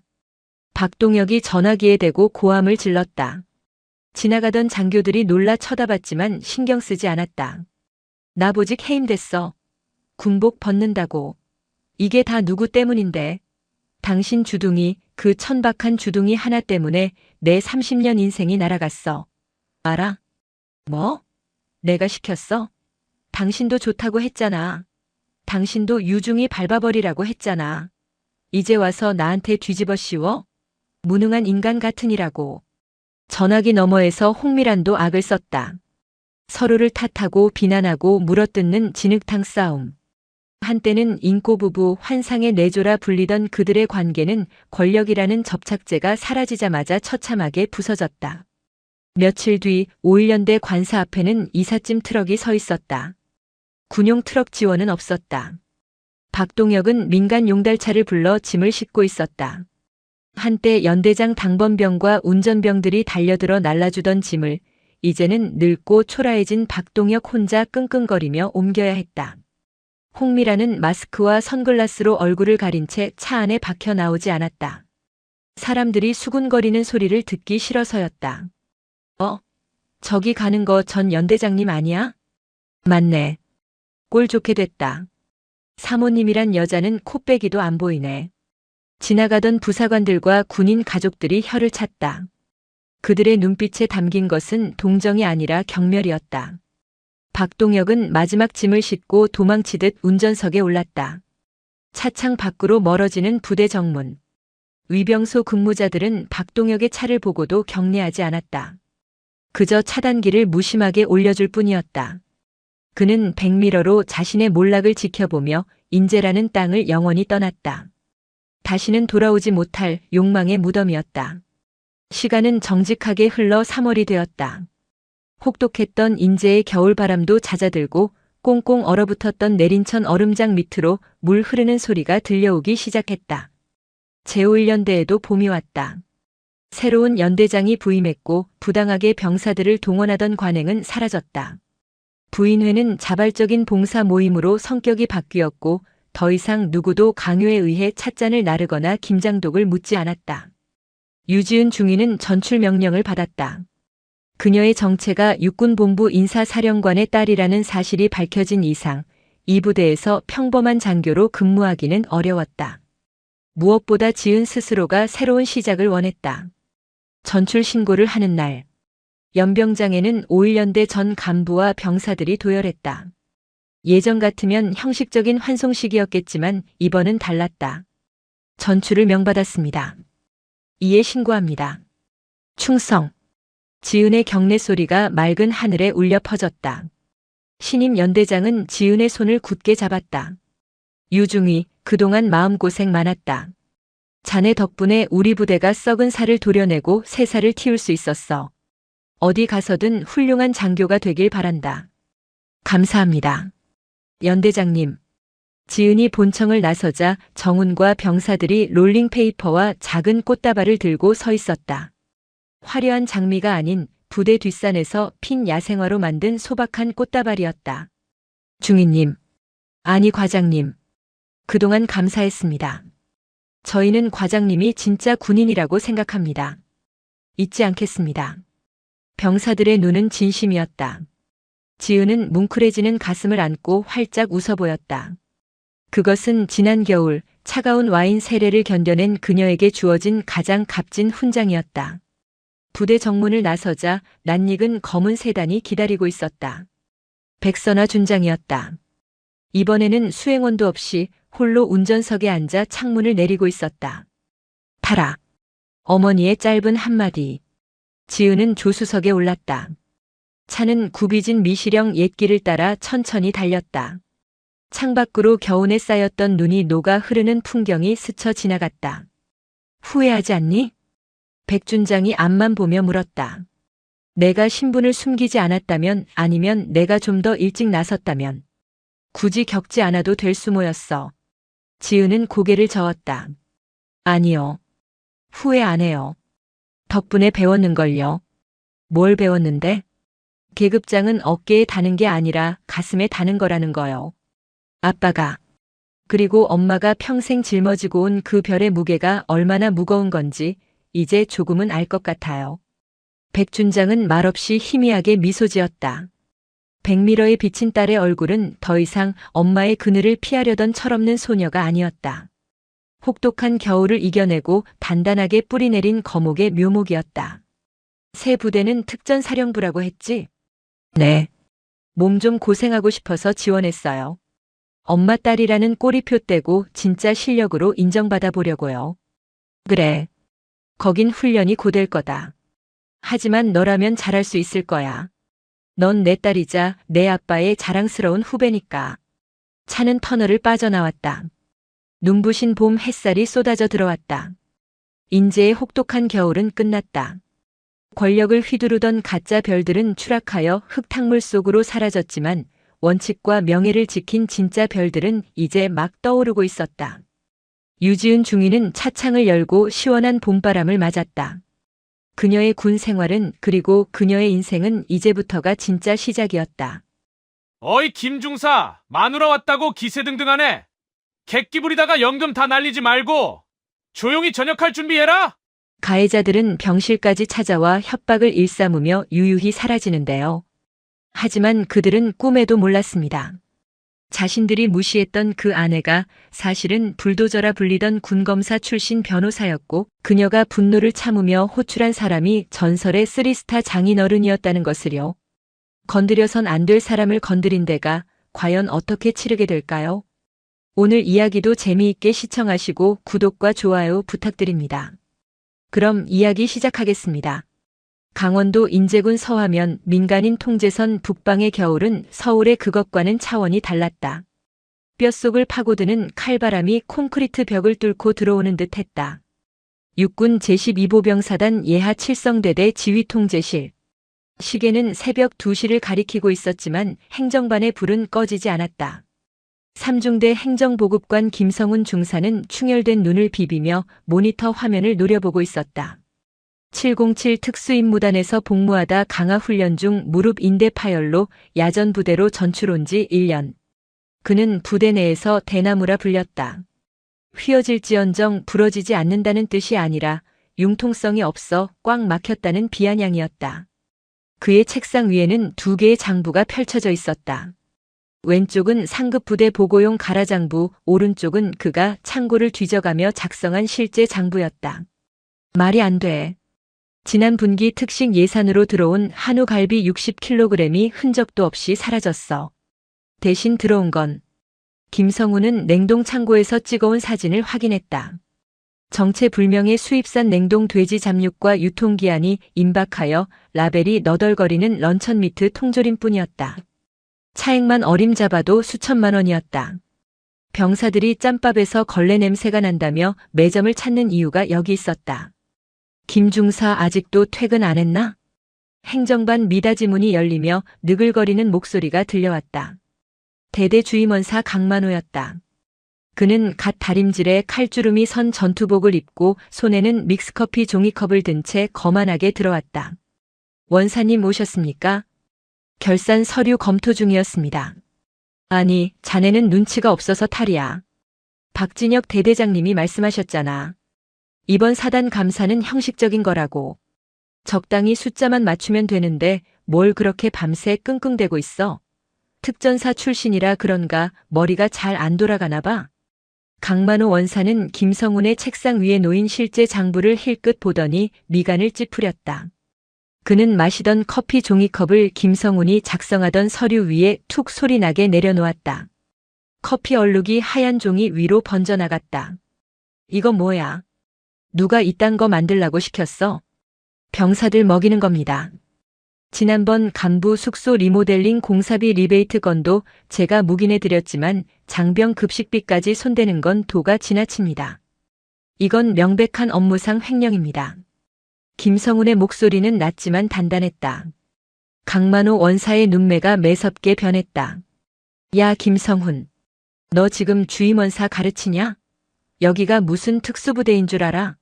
여기는 야전이야. 대대장님이 까라면 까는 신용이라도 해야지 어디서 중사 나부랭이가 눈을 똑바로 뜨고 대들어. 강만호는 몸을 숙여 김성훈의 귀에 대고 비릿한 입냄새를 풍기며 속삭였다. 너 장기 복무 심사 코앞이지? 상사 진급하고 연금 타먹으려면 줄 잘 서라. 내 와이프가 서울에서 로펌 들어간 지 얼마 안 됐다며? 이제 막 변호사 배지 달고 15대고 있는데 남편이 전방에서 상관 모독으로 옷 벗으면 그 뒷감당 어떻게 하려고 그래. 가족. 김성훈의 유일한 약점이었다. 아내 이지민은 그가 군인으로서 자부심을 갖는 걸 누구보다 응원해주는 사람이었다. 하지만 그 자부심을 지키기 위해 불의와 타협해야 하는 현실이 그를 숨막히게 했다. 내일 저녁 위병소 앞 산장가든에서 회식 있는 거 알지? 박진혁 대대장님 대령 진급 1차 심사 통과 기념 자리다. 거기서 대대장님 기분 좀 잘 맞춰드려. 술 한잔 올리면서 싹싹하게 빌라고. 그게 내가 살 길이고 내 가족이 사는 길이다. 알겠어? 강만호는 김성훈의 어깨를 툭툭 치고는 킬킬거리며 행정반을 나갔다. 김성훈은 떨리는 손으로 커피 얼룩이 묻은 서류를 움켜쥐었다. 창밖에는 칠흑 같은 어둠 속에서 눈보라가 몰아치고 있었다. 다음 날 저녁 부대 인근 고깃집 산장가든. 평소에는 면회 온 가족들로 북적이는 곳이지만 오늘은 대대 전체가 통으로 빌려 간부 회식이 한창이었다. 방 안은 삼겹살 굽는 연기와 알코올 냄새, 그리고 간부들의 아부 섞인 고함으로 가득 찼다. 상석에는 박진혁 중령이 앉아 있었다. 육사 출신으로 엘리트 코스를 밟아왔지만 실력보다는 사내 정치와 줄타기로 진급해 온 전형적인 정치 군인이었다. 그는 이미 거나하게 취해 얼굴이 붉게 달아올라 있었다. 자, 주목. 우리 대대의 자랑. 융통성 제로 고문관 김성훈 중사. 한 잔 받아. 박진혁 중령이 비틀거리며 일어났다. 그는 자신의 맥주잔에 소주를 콸콸 붓더니 먹다 남은 쌈장과 콜라까지 섞었다. 소위 말하는 벌주였다. 박진혁은 그 잔을 김성훈의 코앞에 들이밀었다. 김성훈은 자리에서 일어나 정중히 고개를 숙였다. 죄송합니다, 대대장님. 제가 위험약을 복용 중이라 술은 곤란합니다. 사이다로 대신 받겠습니다. 그것이 화근이었다. 박진혁의 눈꼬리가 사납게 올라갔다. 약? 대대장이 주는데 약 타령을 해? 야, 강원사. 얘 뭐냐? 내 말이 말 같지 않나 보지. 아닙니다, 대대장님. 이 친구가 아직 군 생활을 잘 모릅니다. 707물이 덜 빠져서 그렇습니다. 야, 김성훈. 빨리 받아. 분위기 깰 거야? 옆에 앉아있던 강만호 원사가 김성훈의 옆구리를 쿡 찔렀다. 하지만 김성훈은 요지부동이었다. 규정에 어긋나는 강요입니다. 그리고 저는 내일 새벽 당직 근무자입니다. 규정? 강요? 이 새끼가 진짜 돌았나? 박진혁이 자리에서 벌떡 일어났다. 그는 식탁 위에 놓여있던 묵직한 발렌타인 17년산 위스키 병을 거꾸로 쥐었다. 내가 내 장부를 뒤진다며? 감찰이라도 찌르게? 너 같은 놈 하나 담그는 건 일도 아니야. 옷 벗고 싶어? 내 장인 어른이 뭐 하시는 분인지는 모르겠지만 기껏해야 예비역 부사관 나부랭이겠지. 그 백 믿고 까부는 거냐? 김성훈의 장인어른 이태산 예비역 중장에 대한 정보는 대대 내에 정확히 알려지지 않았다. 김성훈이 일부러 숨겼기 때문이었다. 그저 군 생활을 오래 하셨다는 말에 박진혁과 강만호는 만만한 상사 전역자쯤으로 착각하고 있었다. 부정을 저지르지 않으셨다면 찔릴 것도 없으실 겁니다. 이 건방진 개새끼가. 퍽. 둔탁하고 끔찍한 파열음이 식당 룸을 울렸다. 박진혁이 풀스윙으로 휘두른 위스키 병이 김성훈의 왼쪽 관자놀이를 강타했다.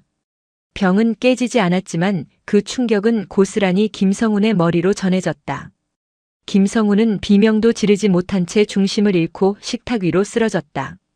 달궈진 고기 불판 위로 그의 얼굴이 처박힐 뻔했다가 바닥으로 굴러떨어졌다. 머리에서 터져나온 붉은 선혈이 순식간에 눈을 덮고 바닥의 장판을 적셨다. 왼쪽 눈으로 뜨거운 피가 흘러들어 시야가 붉게 물들었고 고막이 찢어지는 듯한 이명이 머릿속을 뒤흔들었다. 김성훈의 몸이 바닥에서 간헐적으로 경련했다. 대대장님. 피가 너무 많이 납니다. 한 소대장이 비명을 질렀다. 하지만 박진혁은 당황하지 않았다. 오히려 더 포악하게 소리쳤다. 시끄러워. 문 닫아. 그는 피 묻은 위스키 병을 테이블에 쾅 내려놓았다. 강원사 119 부르지 마. 대대 의무대 불러. 그리고 여기 있는 놈들 다 입단속 시켜. 이 새끼 술 처먹고 객기 부리다가 지 혼자 넘어져서 모서리에 찌은 거야. 알겠나? 네, 알겠습니다. 김 중사가 과음해서 몸을 못 가눴습니다. 저희가 부축하려다 실수로 놓쳤습니다. 강만호 원사는 재빨리 상황을 정리했다. 그는 피를 흘리며 쓰러져 있는 김성훈의 멱살을 잡고 귓가에 속삭였다. 들었지? 너 혼자 넘어진 거야. 딴소리하면 너 하극상으로 영창 보내고 불명예 저녁에 퇴직금도 못 받게 해줄게. 내 마누라가 변호사라고. 남편이 상관 폭행하고 불명예 전역하면 그 여자 변호사 짓이나 제대로 해먹고 살 것 같냐? 알겠어? 김성훈은 흐려지는 의식 속에서 강만호의 비열한 웃음과 박진혁의 거친 숨소리를 들으며 정신을 잃었다. 마지막으로 떠오른 것은 아내 지민의 환한 미소였다. 경기도 성남시 분당구 국군수도병원 본관 6층.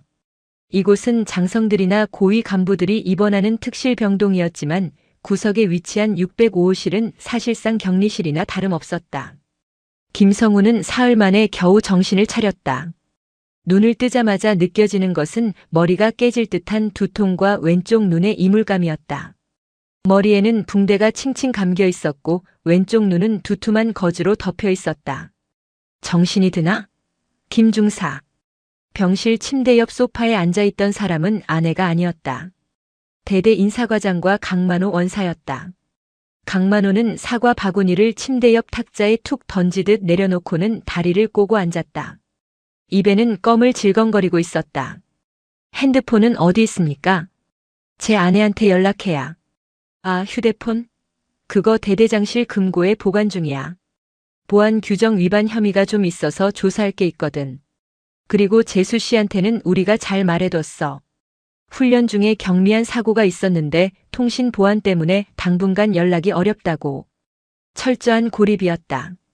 그들은 김성훈을 외부와 차단하고 그 사이 모든 증거를 조작하고 있었다.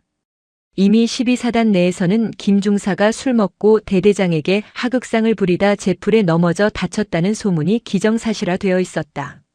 선택해. 조용히 의원 전역 지원서 쓰고 나가면 횡령 의혹 제기했던 거 하극상 혐의 다 덮어줄게. 위로금 조로 요양비도 좀 챙겨주고 아니면 군사 재판 가서 하극상으로 실형 살고 빨간 줄 그을래. 강만호가 내민 것은 전역 지원서와 합의서였다. 김성우는 이를 악물었다. 억울해서 피가 거꾸로 솟는 것 같았지만 몸이 말을 듣지 않았다. 그때였다. 드르륵. 병실 문이 거칠게 열렸다. 강만호는 간호장교인 줄 알고 고개도 돌리지 않고 짜증을 냈다. 지금 면회 안 된다니까. 나가라고 해. 누구 맘대로 면회가 안 됩니까? 내 남편인데. 차갑고 또렷한 마치 서리빨 같은 목소리가 병실의 공기를 갈랐다. 강만호와 인사과장이 동시에 뒤를 돌아보았다. 단정한 검은색 정장 차림의 여성이 서 있었다. 김성운의 아내 이지민이었다. 그녀의 손에는 화려한 핸드백 대신 두툼한 가죽 서류 가방이 들려 있었고 눈빛은 도살장에 끌려가는 소를 보는 것보다 더 건조하고 무서웠다. 재수 씨? 아니, 연락도 없이 어떻게 여기까지. 비키세요. 내 남편한테서 썩은 냄새 나니까. 이지민은 강만호를 더러운 벌레 보듯 밀치고 김성운에게 다가갔다. 남편의 퉁퉁 부은 얼굴, 찢어진 이마, 그리고 피 묻은 환자복. 그 처참한 몰골을 본 순간 그녀의 눈동자가 미세하게 떨렸다. 하지만 그녀는 울지 않았다. 울음 대신 분노가 그보다 더 차가운 이성이 그녀의 머릿속을 지배했다. 여보, 미안해. 내가. 조용히 해. 당신 잘못 없어. 이지민은 가방에서 명함 한 장을 꺼내 강만호의 셔츠 주머니에 꽂아주었다. 법무법인 태산 파트너 변호사 이지민. 강만호의 눈이 커졌다. 그냥 로펌 다니는 햇병아리 변호사인 줄 알았는데 전직 군검사 출신의 대형 로펌 파트너 변호사라니. 이것은 정보에 없던 내용이었다. 지금부터 내 남편의 모든 법적 대리인은 접니다. 그리고 당신들 변호사 선임해 두는 게 좋을 거예요. 군복 벗는 걸로 안 끝날 테니까. 이지민은 병실에서 그들을 쫓아내고 문을 잠갔다. 밖에서 웅성거리는 소리가 들렸지만 신경 쓰지 않았다. 그녀는 떨리는 손으로 남편의 손을 잡았다. 성운 씨 많이 아팠지? 내가 너무 늦게 왔어. 그녀는 곧바로 휴대폰을 꺼내 단축번호 1번을 눌렀다. 신호음이 2번 울리기도 전에 상대방이 받았다. 지민아. 묵직하고 중후한 중년 남성의 목소리. 그녀의 아버지이자 김성운의 장인 이태산이었다. 그는 현역 시절 3군단의 호랑이로 불리며 북한 군조차 두려워했던 전설적인 군단장 출신 예비역 육군 중장이었다. 아빠. 목소리가 왜 그래? 무슨 일 있냐? 김서방. 눈이 멀 수도 있어요. 뭐? 그게 무슨 소리냐? 훈련하다 다친 거냐? 아니요. 대대장이란 놈이 술병으로 머리를 깼어요. 그래 놓고 하극상으로 덮어 씌우고 병실에 가둬놨어요. 수화기 너머로 긴 침묵이 흘렀다. 그 침묵은 고함보다 더 무겁고 폭풍 전야의 고요보다 더 살벌했다. 어느 놈이냐? 12사단 칠성대대 박진혁 중령, 그리고 주임원사 강만호. 아빠, 나 변호사로서 법대로 할 거예요. 근데 법은 너무 느려요. 나 이 사람들 군인 연금 10원 한 장 못 타먹게 만들고 싶어요. 사회에서 매장시켜버리고 싶어요. 이태산의 낮은 목소리가 수화기를 타고 들려왔다. 그것은 전쟁 선포였다. 지민아, 내 예복 꺼내놔라. 내 사위 피눈물 흘리게 한 놈들, 내가 직접 가서 모가지를 비틀어 놔야겠다. 그리고 내 엄마한테도 전해라. 장군 부인들 모임, 거기서부터 저놈들 숨통을 조이라고. 잠자던 호랑이의 코털을 건드린 대가는 혹독할 것이었다. 서울 용산구 한남동의 고급 단독주택 2층 서재. 창밖으로 한강이 내려다 보이는 이곳은 김성운의 장모 최영숙 여사의 작전 지휘소였다. 그녀는 평생을 군인의 아내로 살았다. 남편 이태산이 최전방 소대장부터 군단장이 되기까지 그녀는 내조라는 이름에 보이지 않는 전쟁터에서 살아남은 백전노장이었다. 그녀의 앞에는 백자 찻잔이 놓여 있었고 손에는 스마트폰이 들려 있었다. 그녀는 목련회라는 이름의 비공개 대화방을 열었다. 겉보기엔 평범한 군 장성 부인들의 친목 모임 같았지만 이곳은 대한민국군 인사정보가 국방부보다 빠르게 도는 정보의 심장부였다. 멤버는 화려했다. 현직 육군 참모총장의 부인, 국방부 장관의 부인, 그리고 국군방첩사령관의 부인까지. 최영숙 여사는 이들 사이에서 왕언니로 통했다. 남편 이태산이 현역 시절 저들의 남편을 진급시키고 끌어준 대부였기 때문이었다. 최영숙 여사는 떨리는 손을 진정시키며 메시지를 입력했다. 최영숙 다들 평안하신지요? 제가 이런 흉한 말을 꺼내게 될 줄은 몰랐습니다. 우리 사위 성훈이 다들 아시죠? 그 착하고 묵묵한 아이가 12사단 박진혁 중령에게 술병으로 맞아 실명 위기랍니다. 전송 버튼을 누르자마자 읽음 숫자가 순식간에 사라졌다. 최영숙 그런데 그 대대장이란 사람은 사고를 조작하고 우리 딸아이에게 협박까지 했다네요. 제 남편이 지금 예복을 꺼내 입으면서 피눈물을 흘리는데 제가 말릴 수가 없습니다. 반응은 폭발적이었다. 참모총장 댁 언니, 그게 무슨 말씀이세요? 12사단이라면 을지부대 아닙니까? 감히 형부의 사위를 건드려요? 방첩사령관 댁 미쳤네요. 박진혁 중령이라 했나요? 이름 똑똑히 기억하겠습니다. 제가 당장 남편에게 전화할게요. 최영숙 여사는 짧게 마지막 쐐기를 박았다. 최영숙 그 부인도 군인 가족 모임에 나온다던데 남편 내조를 어떻게 시켰길래. 독이 든 사과는 던져졌다. 같은 시각 강원도 인제군의 군인 아파트. 박진혁 중령의 아내 조미련은 콧노래를 부르며 외출 준비를 하고 있었다. 남편이 곧 대령으로 진급하면 서울로 이사갈 수 있다는 꿈에 부풀어 있었다. 오늘은 12사단장 부인이 주최하는 자선 바자회에 참석해 눈도장을 찍을 예정이었다. 그녀가 행사장인 사단복지회관 연회장에 들어섰을 때였다. 평소 같으면 어머, 칠성대대장님 사모님 오셨어요? 하며 반겨주던 연대장 부인들이 그녀를 보자마자 모세의 기적처럼 길을 터주며 시선을 피했다. 마치 전염병 환자를 대하는 듯한 싸늘한 냉기였다. 조미려가 사단장 부인에게 다가가 아른 체를 했다. 사모님 안녕하세요. 이번에 제가 서울에서 귀한 찻잔 세트를 좀 구해왔는데. 사단장 부인은 찻잔을 내려놓으며 차갑게 일갈했다. 조 여사, 여기 낄 자리가 아닌 것 같은데? 남편이 대형 사고를 쳤으면 집에서 근신을 해야지 어디 얼굴을 뻣뻣하게 들고 돌아다녀요? 네. 그게 무슨. 이태산 장군님 사위를 식물인간으로 만들 뻔했다며? 서울 목련회에서 이미 소문 다 났어. 당신 남편 때문에 우리 남편까지 옷 벗게 생겼다고. 당장 나가. 좌중의 경멸 어린 시선이 화살처럼 조미려에게 꽂혔다. 그녀는 얼굴이 불타는 듯한 수치심을 느끼며 연회장을 뛰쳐나왔다. 핸드폰을 꺼내 남편에게 전화를 걸었지만 남편은 통화 중이었다. 사회적 매장이 시작된 것이었다. 12사단 칠성대대 위병소 앞. 검은색 제네시스 한 대가 길을 막고 서 있었다. 위병 조장이 달려나와 창문을 두드렸다. 여기 주차하시면 안 됩니다. 차 빼십시오. 운전석 문이 열리고 내린 사람은 이지민 변호사였다. 그녀는 선글라스를 벗고 위병 조장을 노려보았다. 박진혁 중령 지금 안에 있지? 문 열어. 민간인은 출입 통제 구역입니다. 사전에 국방보안업무 훈령에 따른 절차를. 절차? 그래, 너희가 좋아하는 절차 여기 있어. 이지민은 뒷좌석에서 서류 봉투를 꺼내 위병 조장의 가슴팍에 밀어넣었다. 춘천지방법원에서 발부한 증거보전 결정문과 국방부 검찰단에서 발급한 수사 협조 공문이었다. 지금부터 이 부대는 범죄 현장이야. 막으면 공무집행 방해, 증거 인멸 방조로 너도 옷 벗게 해줄게. 비켜. 압도적인 기세와 검찰이라는 단어에 눌린 위병 조장이 머뭇거리는 사이 차단기가 올라갔다.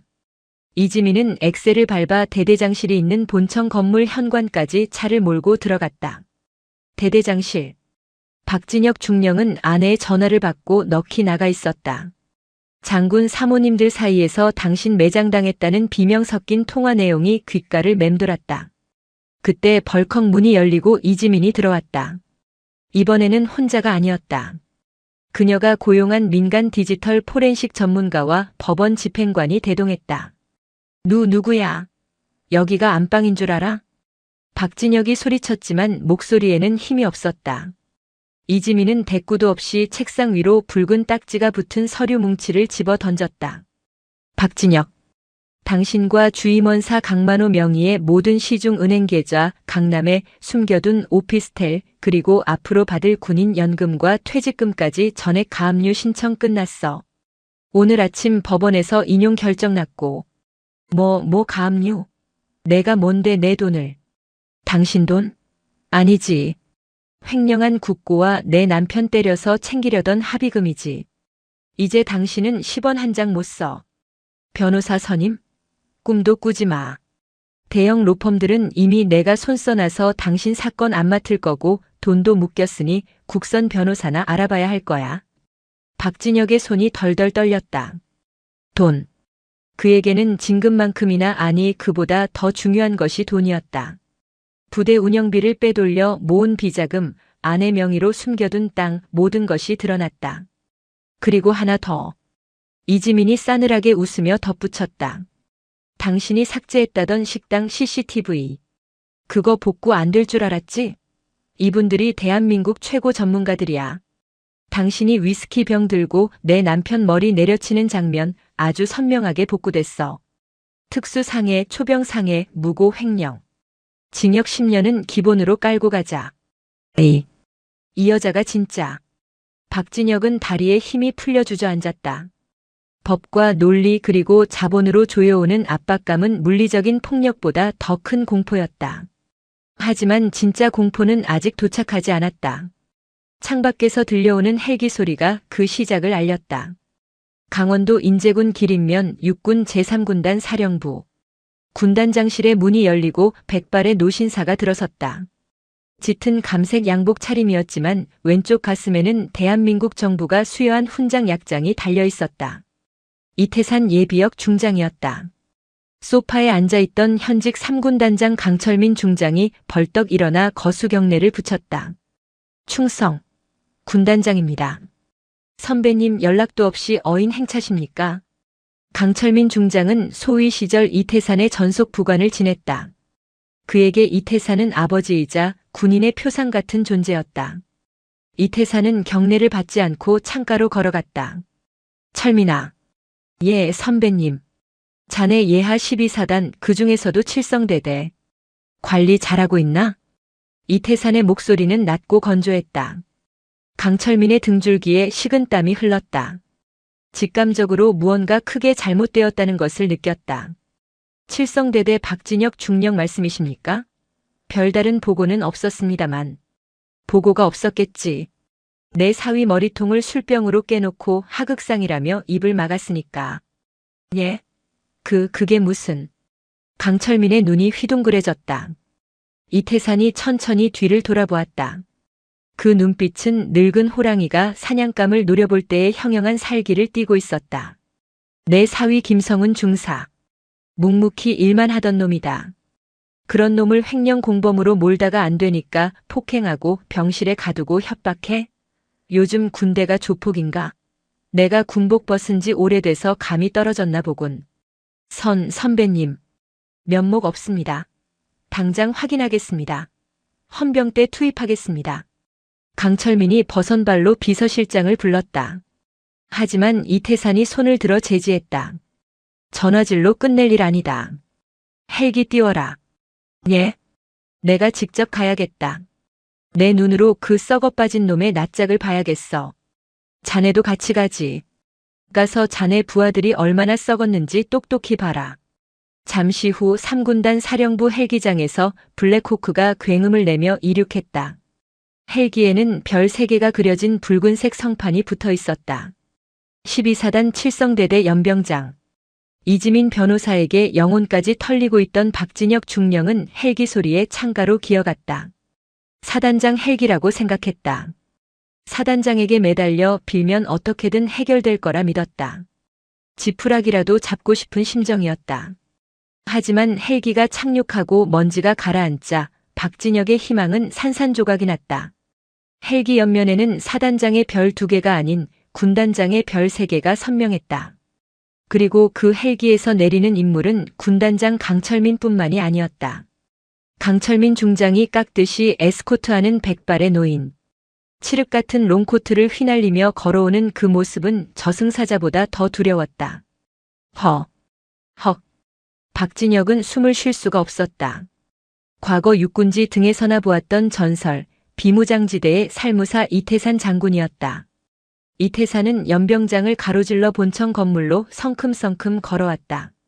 마주치는 병사들은 얼어붙은 채 경례조차 잊고 멍하니 바라보았다. 이태산의 기세는 대대 전체를 압도했다. 대대장실 문이 부서질 듯 열렸다. 박진혁은 바닥에 엎드려 있었다. 이태산은 그를 내려다보며 현역 시절 차고 다니던 지휘봉을 책상 위에 탁 내려놓았다. 고개 들어. 박진혁이 덜덜 떨며 고개를 들었다. 이태산은 빙그레 웃었다. 하지만 그 웃음은 차라리 우는 것보다 무서웠다. 자네가 내 사위 훈육을 그렇게 잘한다며? 내 딸 눈에서 피눈물 나게 한 데가 지금부터 톡톡히 치르게 해주마. 강원도 인제군 12사단 칠성대대 연병장. 매서운 칼바람이 몰아치고 있었지만 대대 전 병력 500여 명은 미동도 없이 도열해 있었다. 그들의 시선은 단상 위가 아닌 단상 아래 헌병 차량 앞에 무릎 꿇린 두 남자를 향해 있었다. 대대장 박진혁 중령과 주임원사 강만호. 불과 몇 시간 전만 해도 이 부대에서 황제처럼 군림하며 전횡을 일삼던 자들이었다. 그들의 양옆에는 3군단 헌병 특수임무대 요원들이 검은 선글라스를 끼고 서슬퍼렇게 지키고 있었다. 단상 위에는 마이크가 놓여 있었지만 이태산 예비역 중장은 마이크를 잡지 않았다. 그는 쩌렁쩌렁한 육성으로 연병장의 공기를 갈랐다. 오늘 나는 내 사위의 복수를 하러 온 것이 아니다. 그의 목소리는 앰프보다 더 깊고 웅장하게 병사들의 가슴을 때렸다. 나는 대한민국 국군의 짓밟힌 명예를 찾으러 왔다. 너희가 먹어야 할 고기를 빼돌려 자기 배를 불리고 바른말 하는 부하의 머리통을 술병으로 깨버리는 것이 지휘관인가? 그것은 조폭만도 못한 양아치다. 이태산은 천천히 단상 아래로 내려와 무릎 꿇은 박진혁 앞으로 다가갔다. 박진혁은 공포에 질려 오줌을 지린 채 바들바들 떨고 있었다. 그의 바지가 축축하게 젖어가는 모습이 병사들에게 적나라하게 보였다. 박진혁, 내가 그렇게 자랑하던 육사 출신의 자존심이 고작 이거냐? 내 눈을 똑바로 봐라. 자, 장군님, 선배님, 한 번만 살려주십시오. 시키는 대로 다 하겠습니다. 시키는 대로? 그래. 그럼 지금 당장 내가 횡령한 장부를 어디에 숨겼는지 불어라. 3초 준다. 박진혁은 곁눈질로 강만호 원사를 쳐다봤지만 강만호는 이미 고개를 땅에 쳐박고 있었다. 하나, 둘, 천장. 대대장실 천장 텍스 안에. 그리고 관사 안방 장롱 밑에. 박진혁은 비굴하게 모든 것을 실토했다. 이태산의 눈짓에 헌병 수사관들이 대대장실로 뛰어갔다. 잠시 후 그들은 먼지 쌓인 검은색 비닐봉지를 들고 나왔다. 그 안에는 이중 장부와 차명 통장, 그리고 5만 원권 현금 다발이 들어있었다. 병사들 사이에서 웅성거림이 일었다. 그들이 짬밥 맛이 없다며 불평할 때 지휘관은 그 돈으로 호의호식했다는 사실이 눈앞에서 증명된 것이다. 배신감과 분노가 병사들의 눈빛을 타오르게 했다. 이태산은 강만호 원사에게로 시선을 옮겼다. 주임원사, 부사관의 어머니여야 할 자네가 병사들의 고열을 빨아먹고 자식 같은 후배 중사를 사지로 몰아넣었나? 자네는 군복을 입을 자격이 없다. 헌병, 지금 당장 저자들의 계급장을 떼라. 자, 장군님, 제가 잘못했습니다. 제발 연금만은. 아이들이 대학에. 연금? 감옥에서 나오는 콩밥으로 대신해라. 끌고 가. 헌병들이 두 사람의 양팔을 잡고 짐차에 태웠다. 이태산은 다시 병사들을 향해 섰다. 그리고 놀랍게도 그 백발의 노장은 손잡버린 병사들을 향해 깊이 허리를 숙였다. 미안하다. 선배로서, 장군 출신으로서 이런 썩어빠진 지휘관을 너희 위에 앉혀두어 정말 미안하다. 오늘부터 너희의 밥상과 잠자리는 군단 차원에서 직접 챙기도록 하겠다. 이상. 정적 속에서 누군가가 박수를 쳤다. 하나둘 시작된 박수는 이내 연병장을 뒤흔드는 함성으로 변했다. 와!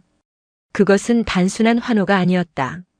짓밟혔던 정의가 다시 숨을 쉬기 시작했다는 가슴 벅찬 해방감의 표현이었다. 서울 용산구 국방부 고등군사법원 검찰부 조사실. 창문 하나 없는 좁은 방, 차가운 형광등 불빛만이 감돌았다. 이곳은 박진혁 중령에게 지옥보다 더한 곳이었다. 박진혁은 수의를 입은 채 초췌한 몰골로 앉아 있었다. 그의 맞은편에는 군검사가 아닌 피해자 측 특별 대리인 자격으로 참관한 이지민 변호사가 앉아 있었다. 그녀의 앞에는 산더미 같은 서류가 쌓여 있었다.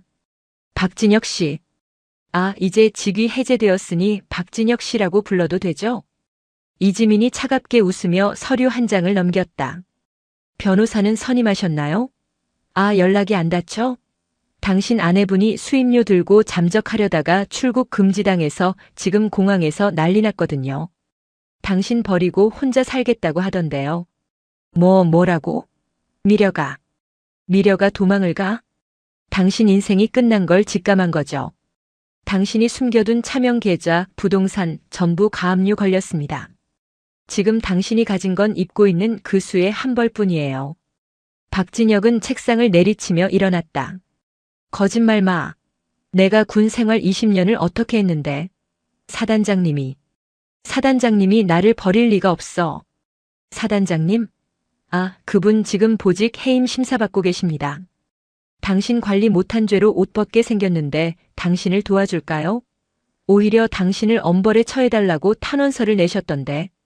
부하의 일탈을 막지 못해 죄송하다면서 꼬리 자르기 하셨더라고요. 이지민은 탄원서 사본을 박진혁의 얼굴 앞에 들이밀었다. 믿었던 동아줄이 썩은 동아줄이 되어 자신의 목을 조르고 있었다. 그리고 이건 선물이에요. 이지민이 태블릿 PC를 켰다. 화면에는 강만호 원사가 조사실에서 진술하는 영상이 재생되었다. 이거 다 박진혁 대대장이 시킨 겁니다. 저는 그냥 시키는 대로 장부 조작만 했습니다. 저한테 떨어진 돈은 얼마 안 됩니다. 진짜입니다. 보셨죠? 당신의 충직한 개였던 강 원사도 당신을 물어뜯기 시작했어요. 특수폭행, 업무상 횡령, 무고, 거기에 성군기 위반까지. 군검찰이 구형을 징역 15년으로 잡고 있더군요. 판사님이 아무리 깎아줘도 당신은 감옥에서 환갑잔치를 하게 될 겁니다. 으아악. 박진혁은 괴성을 지르며 머리를 쥐어뜯었다. 제발 합의해줘. 내가 잘못했어. 김 중사한테 내가 무릎 꿇고 빌게. 제발. 박진혁은 테이블 위로 몸을 던져 이지민의 손을 잡으려 했다. 이지민은 혐오스러운 벌레를 피하듯 몸을 뒤로 뺐다. 하베? 내 남편 눈이 실명 위기였을 때 당신이 뭐라고 했어? 혼자 넘어진 거라고. 훈육이었다고. 그때 당신이 닫아버린 건 내 남편의 눈이 아니라 당신이 살 수 있는 유일한 비상구였어. 이지민은 서류를 챙겨 자리에서 일어났다. 감옥이라는 그 좁은 방에서 평생 내 남편이 흘린 피냄새를 맡으며 썩어가. 그리고 매일 아침 눈을 뜰 때마다 당신이 짓밟으려 했던 가족이 얼마나 무서운 존재였는지 되새겨. 그게 당신에게 주는 내 마지막 잡이야. 조사실 철문이 쾅 닫혔다. 박진혁의 절규만이 방음벽에 부딪혀 공허하게 울렸다. 법이라는 이름에 보이지 않는 감옥이 그를 영원히 가두기 시작했다. 국군 수도병원 6층 VIP 병실. 일반 병실과는 달리 고요하고 평온한 이곳에 김성훈 중사가 누워 있었다. 머리에 붕대는 풀렀지만 왼쪽 눈에는 여전히 안대가 씌워져 있었다. 창밖으로는 앙상한 겨울 나뭇가지 사이로 따스한 햇살이 비쳐들고 있었다. 김성훈은 힘겹게 몸을 일으켰다. 전신의 타박상은 많이 가라앉았지만 마음의 상처는 여전히 욱신거렸다. 병실 문이 열리고 누군가 들어왔다. 간호장교도 아내도 아니었다. 백발의 노신사 장인어른 이태산이었다. 평소의 낚시 조끼 차림이 아닌 정갈한 정장 차림이었다. 김성우는 황급히 침대에서 내려오려 했다. 장인어른, 누워있어라. 환자가 어딜 일어나나? 이태산은 김성훈의 어깨를 지그시 눌러 다시 눕혔다. 그리고 침대 옆 의자에 앉아 사위를 물끄러미 바라보았다. 그 눈빛에는 안타까움과 미안함, 그리고 깊은 애정이 담겨 있었다. 몸은 좀 어떤가? 많이 좋아졌습니다. 걱정 끼쳐드려 죄송합니다. 죄송? 자네가 뭐가 죄송한가? 죄송해야 할 놈들은 다 감옥에 갔는데. 이태사는 품에서 서류 봉투 하나를 꺼내 김성훈에게 건넸다. 이게 뭡니까? 읽어보게. 봉투 안에는 국가유공자 등록 신청서와 명예 전역 심사 결정 통지서, 그리고 12사단 칠성대대 장병들이 쓴 롤링 페이퍼가 들어있었다. 자네는 불명예 전역이 아니라 부조리에 맞서다 부상당한 명예로운 군인으로 기록될 거네. 그리고 병사들이 자네를 기다리고 있어. 돌아가고 싶으면 돌아가도 좋고 전역하고 싶으면 전역해도 좋네. 선택은 자네 몫이야. 김성우는 떨리는 손으로 롤링 페이퍼를 펼쳤다. 행보관님, 맛없는 짬밥 억지로 먹이려던 게 아니라 저희 먹이려고 싸우신 거 다 들었습니다. 죄송합니다. 빨리 나으십시오. 김중사님 돌아오시면 제가 제일 먼저 경례 받겠습니다. 삼소대장 올림. 원칙주의자라고 욕했던 거 죄송합니다.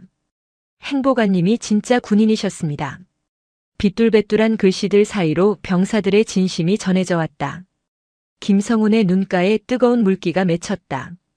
그는 자신이 지키려 했던 것이 헛되지 않았음을, 그 외로운 싸움이 틀리지 않았음을 깨달았다.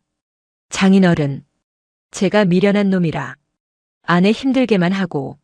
성훈아. 이태산이 김성훈의 손을 꽉 잡았다. 투박하고 거친 노장의 손이 미세하게 떨리고 있었다. 내가 이번 일을 왜 이렇게까지 크게 벌인 줄 아나? 단지 내가 내 사위라서가 아니다. 내가 옳았기 때문이다. 군인은 불의를 보면 참지 말아야 하고 전우를 지켜야 한다. 너는 그 두 가지를 다 해냈다. 너는 내 사위이기 이전에 내가 본 가장 훌륭한 군인이다. 김성우는 결국 참았던 눈물을 터뜨렸다. 서러움의 눈물이 아니었다. 인정받았다는 안도감, 그리고 가족이라는 울타리의 따뜻함이 만들어낸 치유의 눈물이었다. 감사합니다. 정말 감사합니다. 그래. 이제 다 끝났다. 푹 쉬어라. 지민이가 밖에서 기다린다. 그 아이가 너 살리겠다고 얼마나 독하게 뛰어다녔는지 모를 거다. 나가서 꼭 안아줘라. 이태사는 자리에서 일어나 병실을 나갔다. 문 밖에는 이지민이 눈시울이 붉어진 채 서 있었다. 부녀는 말없이 눈빛을 교환했다. 병실 안 김성우는 안대 쓴 눈을 어루만지며 창밖을 보았다. 긴 겨울이 지나고 있었다. 썩은 살이 도려내진 자리에 새살이 돋아나듯 그의 인생에도, 그리고 대한민국 군대에도 비로소 봄이 오고 있었다. 하지만 아직 마지막 정리가 남아 있었다. 악의 뿌리는 뽑혔지만 그는 새로운 인생의 기로에 서 있었다. 군복을 계속 입을 것인가 아니면 새로운 길을 갈 것인가. 겨울이 가고 봄이 왔다. 강원도 인제군 12사단 주둔지 주변의 산등성이에도 진달래가 흐드러지게 피어났다. 세상은 따스한 온기로 채워졌지만 경기도 이천의 국군교도소 담장 안쪽은 여전히 시린 겨울이었다. 수감 번호 2804번 전직 대령 진급 예정자였던 박진혁은 독방 구석에 쭈그리고 앉아 있었다. 그의 머리는 흉하게 삭발되어 있었고 한때 기름지게 번들거리며 위세를 떨치던 얼굴은 고생을 모르는 늙은이처럼 쭈글쭈글해져 있었다. 2804번 면회 없다. 작업 준비해. 교도관의 건조한 목소리가 철창을 때렸다. 박진혁은 힘없이 고개를 끄덕였다. 그는 군사법원에서 징역 8년을 선고받았다. 횡령액 전액 추징, 벌금형 별도, 그리고 파면. 그가 평생을 바쳐 쌓아 올린 계급장과 군인연금은 허공으로 날아갔고 남은 것은 빚더미와 파렴치범이라는 낙인뿐이었다. 아내 조미련은 그가 구속되자마자 이혼 소송을 제기했다. 위자료 청구와 재산 분할 소송까지 완벽하게 준비된 서류였다. 그녀는 남편이 숨겨둔 비자금의 존재를 검찰에 제보하여 자신의 형량을 감경받는 조건으로 플리바게닝을 했고 남은 재산을 챙겨 아이들과 함께 해외로 떠나버렸다. 어이, 박씨. 거기 멍하니 있지 말고 단추나 달아. 옆방의 수감자가 킬킬거렸다.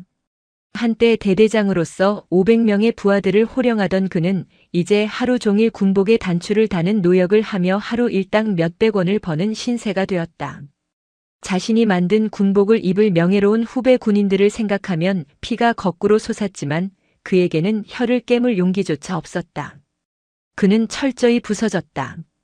같은 시각 교도소 별관 청소구역. 전직 주임원사 강만호는 화장실 바닥을 솔로 문지르고 있었다. 야, 냄새난다. 똑바로 안 닦냐? 새로 들어온 젊은 수감자가 발로 물동이를 찼다. 입대 깊이로 들어온 20대 초반의 애송이었다. 사회에서라면 감히 눈도 못 마주쳤을 새파란 놈이 그를 하대하고 있었다. 죄송합니다. 다시 닦겠습니다.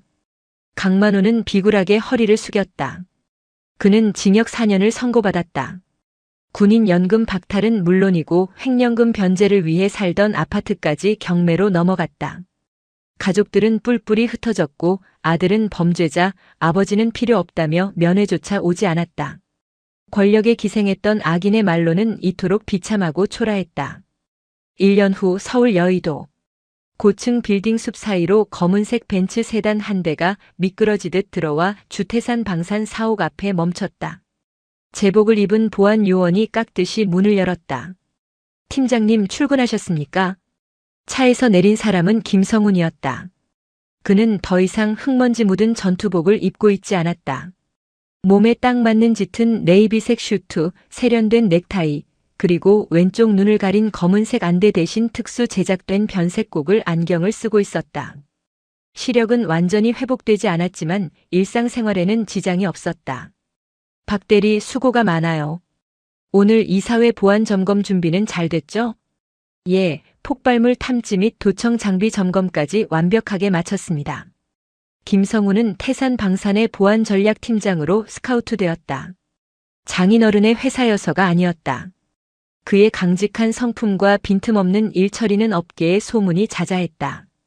그는 707 특수임무단 시절의 경험과 야전에서의 노하우를 살려 회사의 보안 시스템을 획기적으로 개선했고 입사 1년 만에 탁월한 성과를 인정받아 초고속 승진을 거듭하고 있었다. 그가 사무실에 들어서자 책상 위에 놓인 가족 사진이 그를 반겼다. 활짝 웃고 있는 아내 이지민과 장인어른, 장모님, 그리고 배가 불러온 아내의 모습. 지옥 같았던 그의 겨울이 지나고 찾아온 선물 같은 평화였다. 오후 3시 회장실. 이태산 회장은 결제 서류를 검토하다가 노크 소리에 고개를 들었다. 들어와. 김성훈이 들어왔다. 회장님, 이번 분기 보안 감사 보고서입니다. 어허, 회사에서는 회장님이지만 둘이 있을 땐 장인어른 하라니까. 이태산이 너털 웃음을 지으며 안경을 벗었다. 그는 자리에서 일어나 김성훈에게 다가갔다.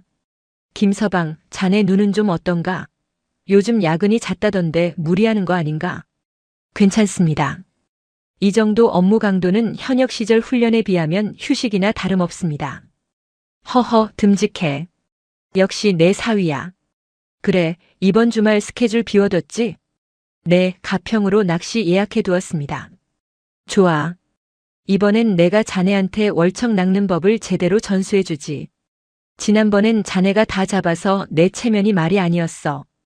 두 남자는 마주보며 웃었다. 그것은 딱딱한 상명하복의 관계가 아닌 서로를 깊이 존중하고 신뢰하는 아버지와 아들의 웃음이었다. 주말 경기도 가평의 한적한 낚시터. 잔잔한 강물 위로 찌가 평화롭게 떠 있었다. 이태산과 김성훈 그리고 이지민이 나란히 앉아 있었다. 최영숙 여사는 돗자리 위에서 과일을 깎으며 흐뭇하게 그들을 바라보았다. 여보, 그때 기억나? 당신 대대장이 술병 들고 설칠 때. 이지민이 캔커피를 따며 물었다. 김성훈은 씁쓸하지만 편안한 미소를 지었다. 기억나지? 그때는 정말 세상이 끝나는 줄 알았어. 억울해서 죽고 싶다는 생각뿐이었는데. 나 그때 당신 변호하면서 진짜 무서웠어. 혹시라도 당신 잘못될까봐. 근데 아빠가 헬기 타고 군단장실 쳐들어갔다는 얘기 듣고 안심했잖아. 아, 우리 아빠 성질머리 여전하시구나 하고. 이 녀석이 아빠 성질머리가 뭐 어때서. 다 정의감이지. 이태산이 짐짓 엄한 표정을 지었지만 눈가에는 장난기가 가득했다. 장인어른 덕분에 제 인생이 바뀌었습니다. 평생 입을 줄 알았던 군복을 벗은 건 조금 아쉽지만 지금이 더 행복합니다. 제가 지켜야 할 게 더 명확해졌으니까요. 김성훈이 담담하게 말했다. 이태산은 고개를 끄덕이며 먼 산을 바라보았다.